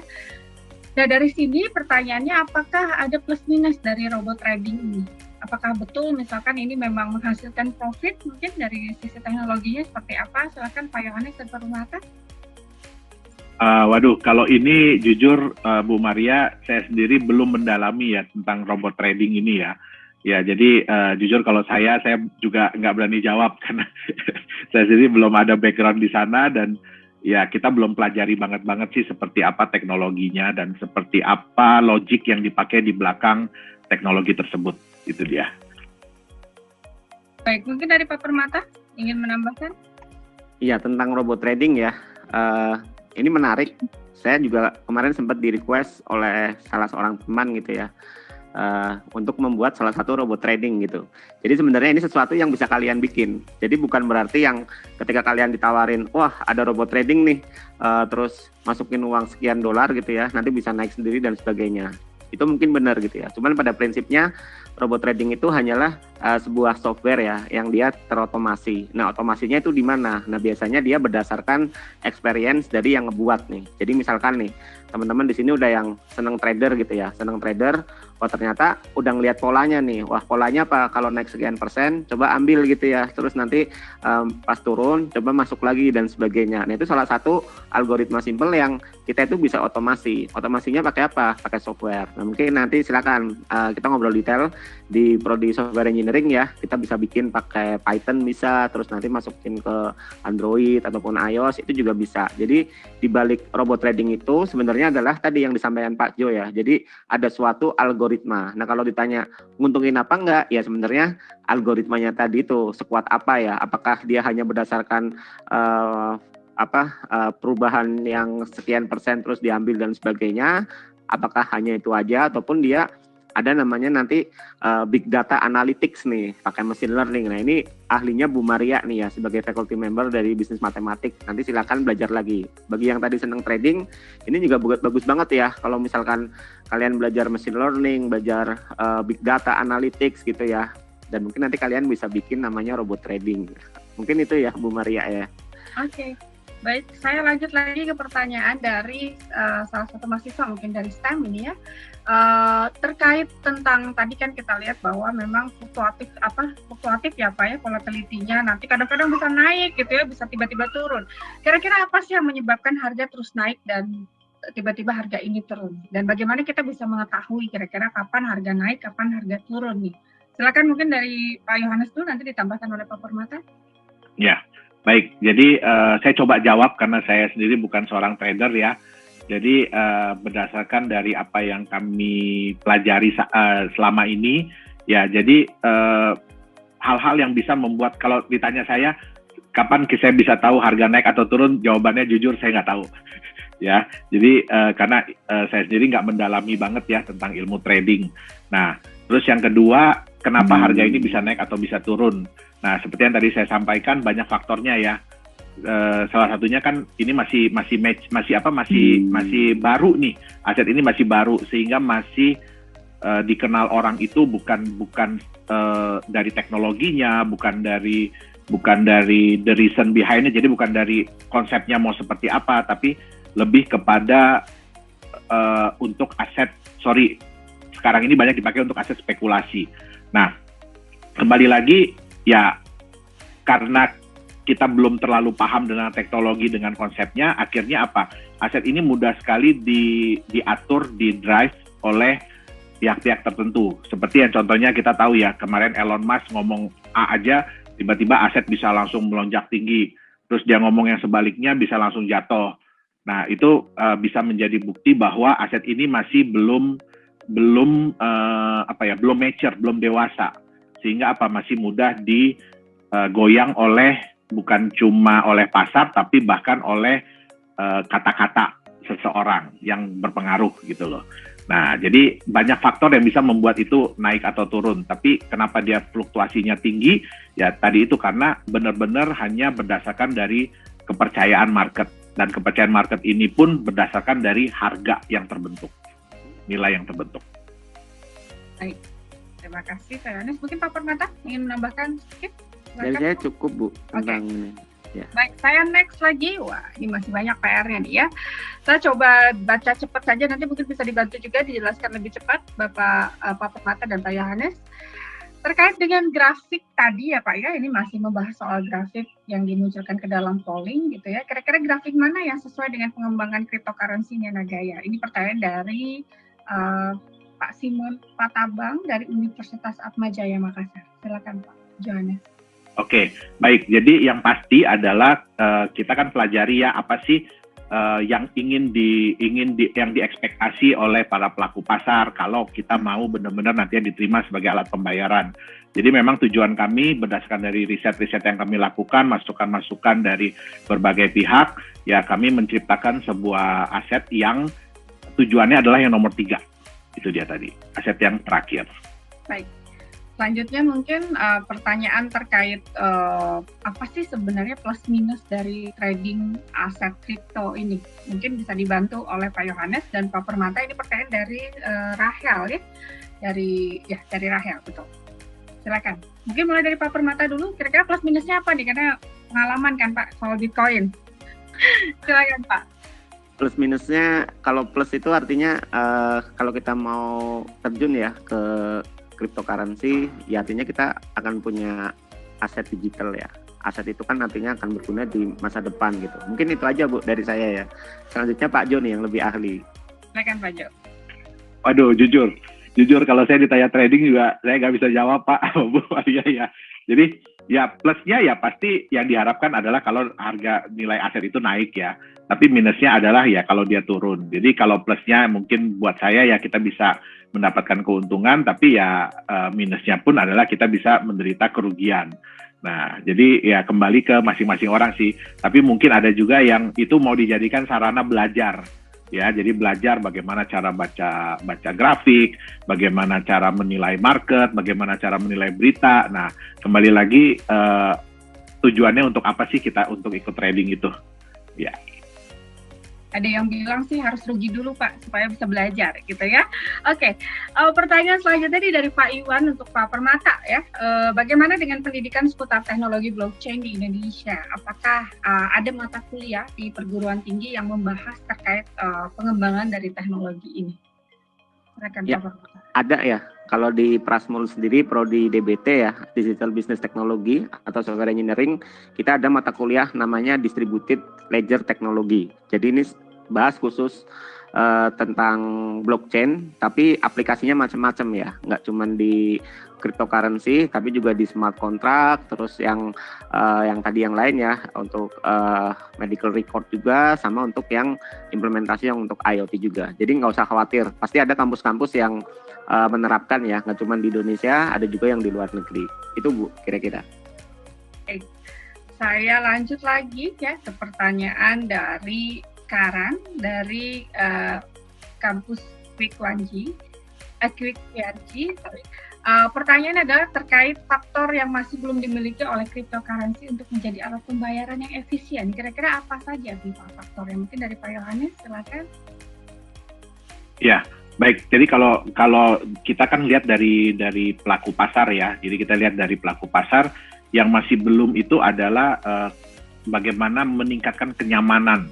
Yang saya bilang tadi sih, ya memang ini semua butuh waktu ya. Kenapa? Karena kalau kita belajar dari US dollar aja, US dollar itu hingga diterima sampai menjadi mata uang global itu butuh ratusan tahun. Ya, jadi kalau kita pelajari butuh ratusan tahun, dan pertama kali juga ya harus di backup oleh aset tertentu ya, emas. Nah, jadi memang banyak faktor ya yang harus ditingkatkan, yang harus kita uji coba lagi, yang harus kita pelajari. Nah, itu harus terus berkembang. Jadi makanya saya juga yakin ya banyak developer kripto ya, kita terus berusaha untuk bagaimana caranya meningkatkan rasa nyaman bagi para pelaku pasar kalau mereka seandainya mau menerima aset digital tersebut sebagai alat pembayaran. Baik, terima kasih Pak Yohanes dan Permata. Mohon maaf ya Bapak Ibu, adik-adik yang mungkin pertanyaan belum sempat saya berikan kepada narasumber karena waktu kita juga terbatas gitu ya. Nanti saya sudah mungkin nanti kita bisa berdiskusi lagi di lain waktu terkait dengan topik-topik menarik nih yang mungkin akan disampaikan oleh narasumber kita yang lain juga gitu ya.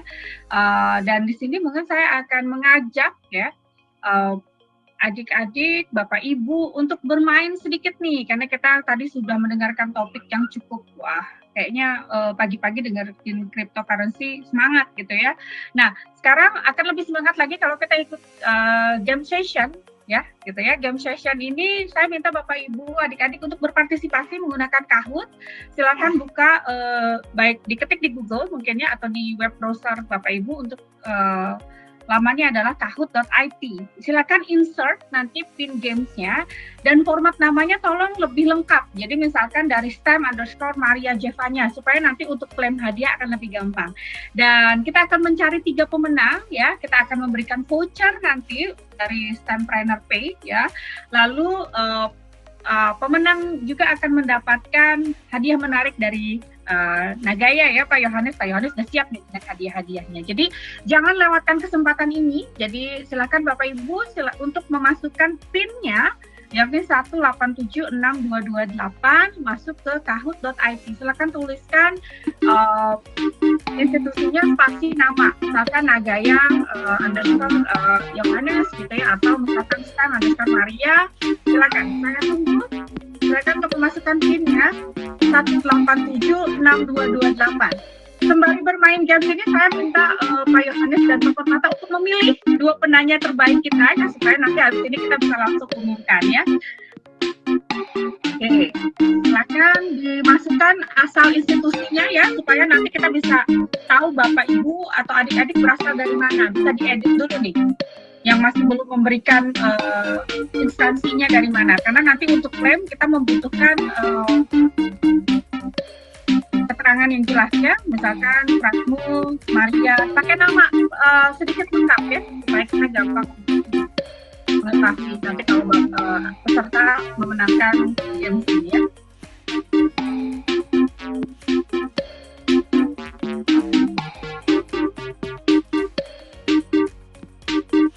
Oke, baru 50 orang yang bergabung karena setahu saya sini kita punya partisipan 300-an ya.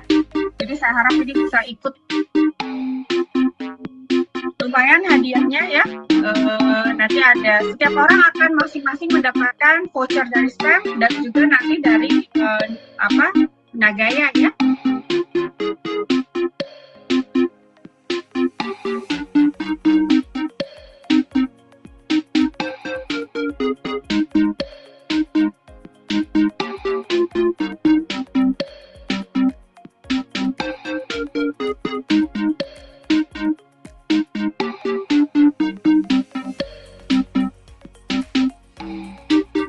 Baru 77, ayo Bapak Ibu masih saya tunggu. Permainannya gampang sekali, nanti tinggal menjawab ya. Akan ada pertanyaan yang muncul di layar Bapak Ibu, adik-adik semua. Lalu silakan memilih siapa simpak dan jawabannya benar, itu yang biasanya akan menjadi pemenang ya.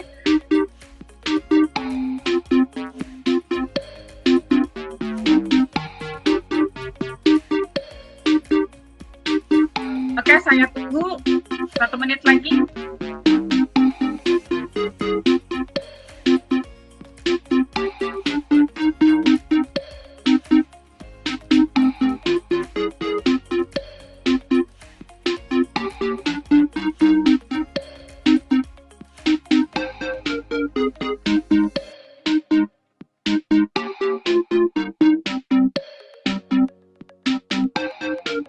Bagi Bapak Ibu atau adik-adik yang menang, nanti mohon di screenshot ya sebagai bukti bagi kami untuk bisa mengklaim hadiahnya ya.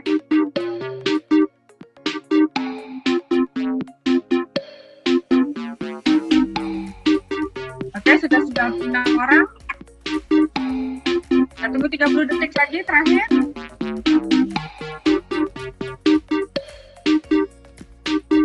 Pertanyaannya seputar materi kita hari ini ya. Pak Yohanes dan Pak Permata sudah menyiapkan pertanyaan. Yang jelas pertanyaannya nggak disuruh hitung ya, cuma disuruh cap aja nih, ABCD ya. Oke.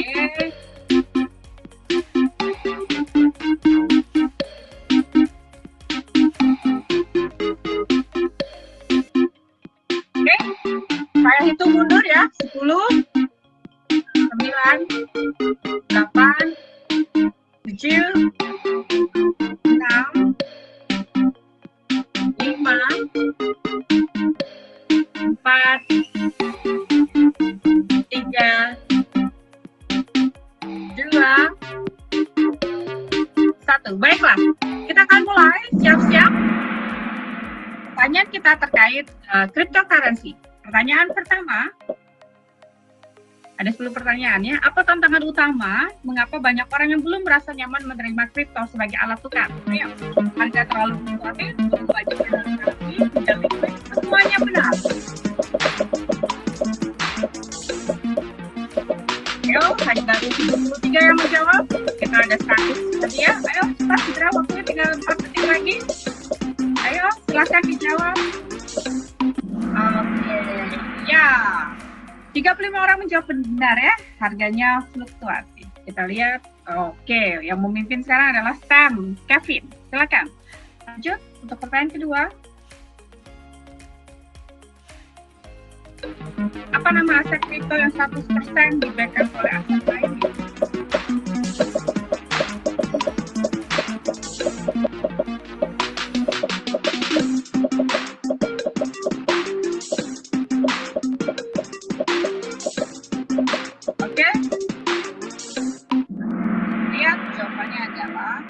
Stablecoin ya. Siapakah yang memimpin? Oke, masih memimpin STEM Kevin. Oke, next. Teknologi di balik aset kripto. Ayo, tadi sudah disebutkan nih, mereka selalu investor kan? Atau IPO? Semuanya benar.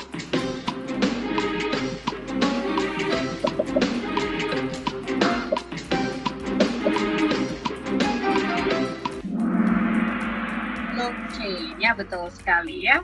Next. Oke, kita masuk ke pertanyaan yang keempat. Siapa penemu Bitcoin? Ayo, Pak Permata atau Pak Yohanes penemunya nih? Ada pilihan dari dia. Ada Bill Gates, ada Charles, Bezos, ada Satoshi Nakamoto, ada Warren Buffett. Sekarang ini jawabannya bisa benar semua nih ya. Oke, 80 orang menjawab benar ya. Ternyata masih ada yang salah nih. Oke, kita lihat. Next, pertanyaan kelima. Aset yang paling banyak digunakan untuk melindungi nilai sebuah mata uang.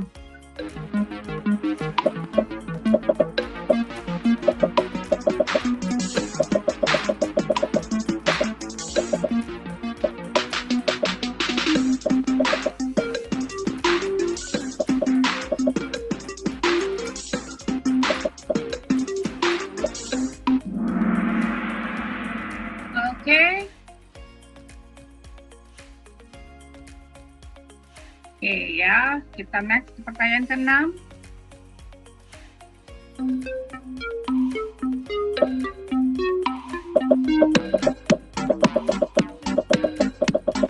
Bisa digunakan untuk apa saja teknologi blockchain?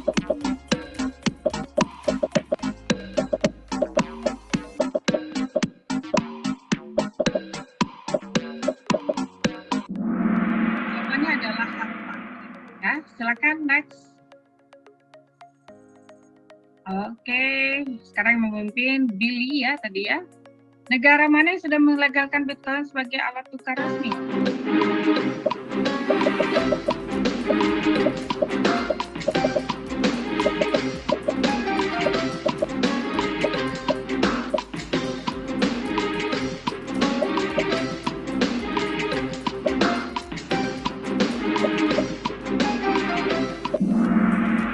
Jawabannya adalah El Salvador. Next. Oke. Mengapa Bitcoin dibuat? Dan kenapa masih ada kesempatan ya bagi yang ingin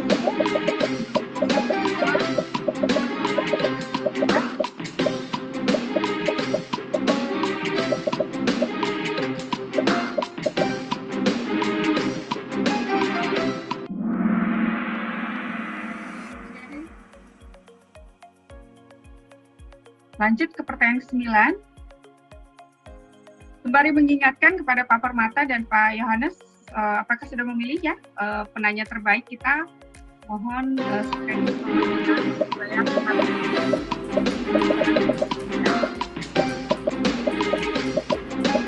berdasarkan nama dan angka dan huruf. Apakah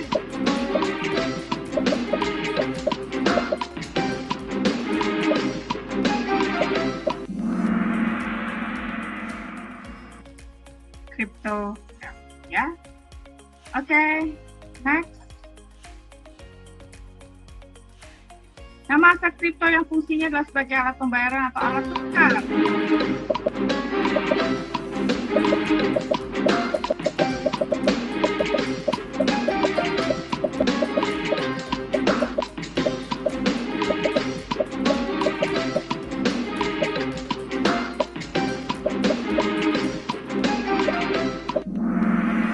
Jawabannya adalah utility token. Kita lihat siapa yang akan memenangkan. Mohon di screenshot ya para pemenang ya. Oke, selamat kepada juara ketiga dari Untuk Cempaka, juara 2 dari Prasmo. Oke, juara pertama dari SMA Don Bosco ya, Gili. Lalu yang kedua adalah dari Prasmo, Revata, dan yang ketiga adalah dari Cempaka. Baik, selamat kepada ketiga pemenang, mohon di screenshot ya. Lalu nanti account-nya juga boleh di screenshot sebagai bukti. Oke, apa sih hadiah yang akan diterima? Oke, coba kita lihat ya. Oke, silakan. Oke, boleh di stop share. Kita kembali ke slide informasi. Terima kasih semuanya.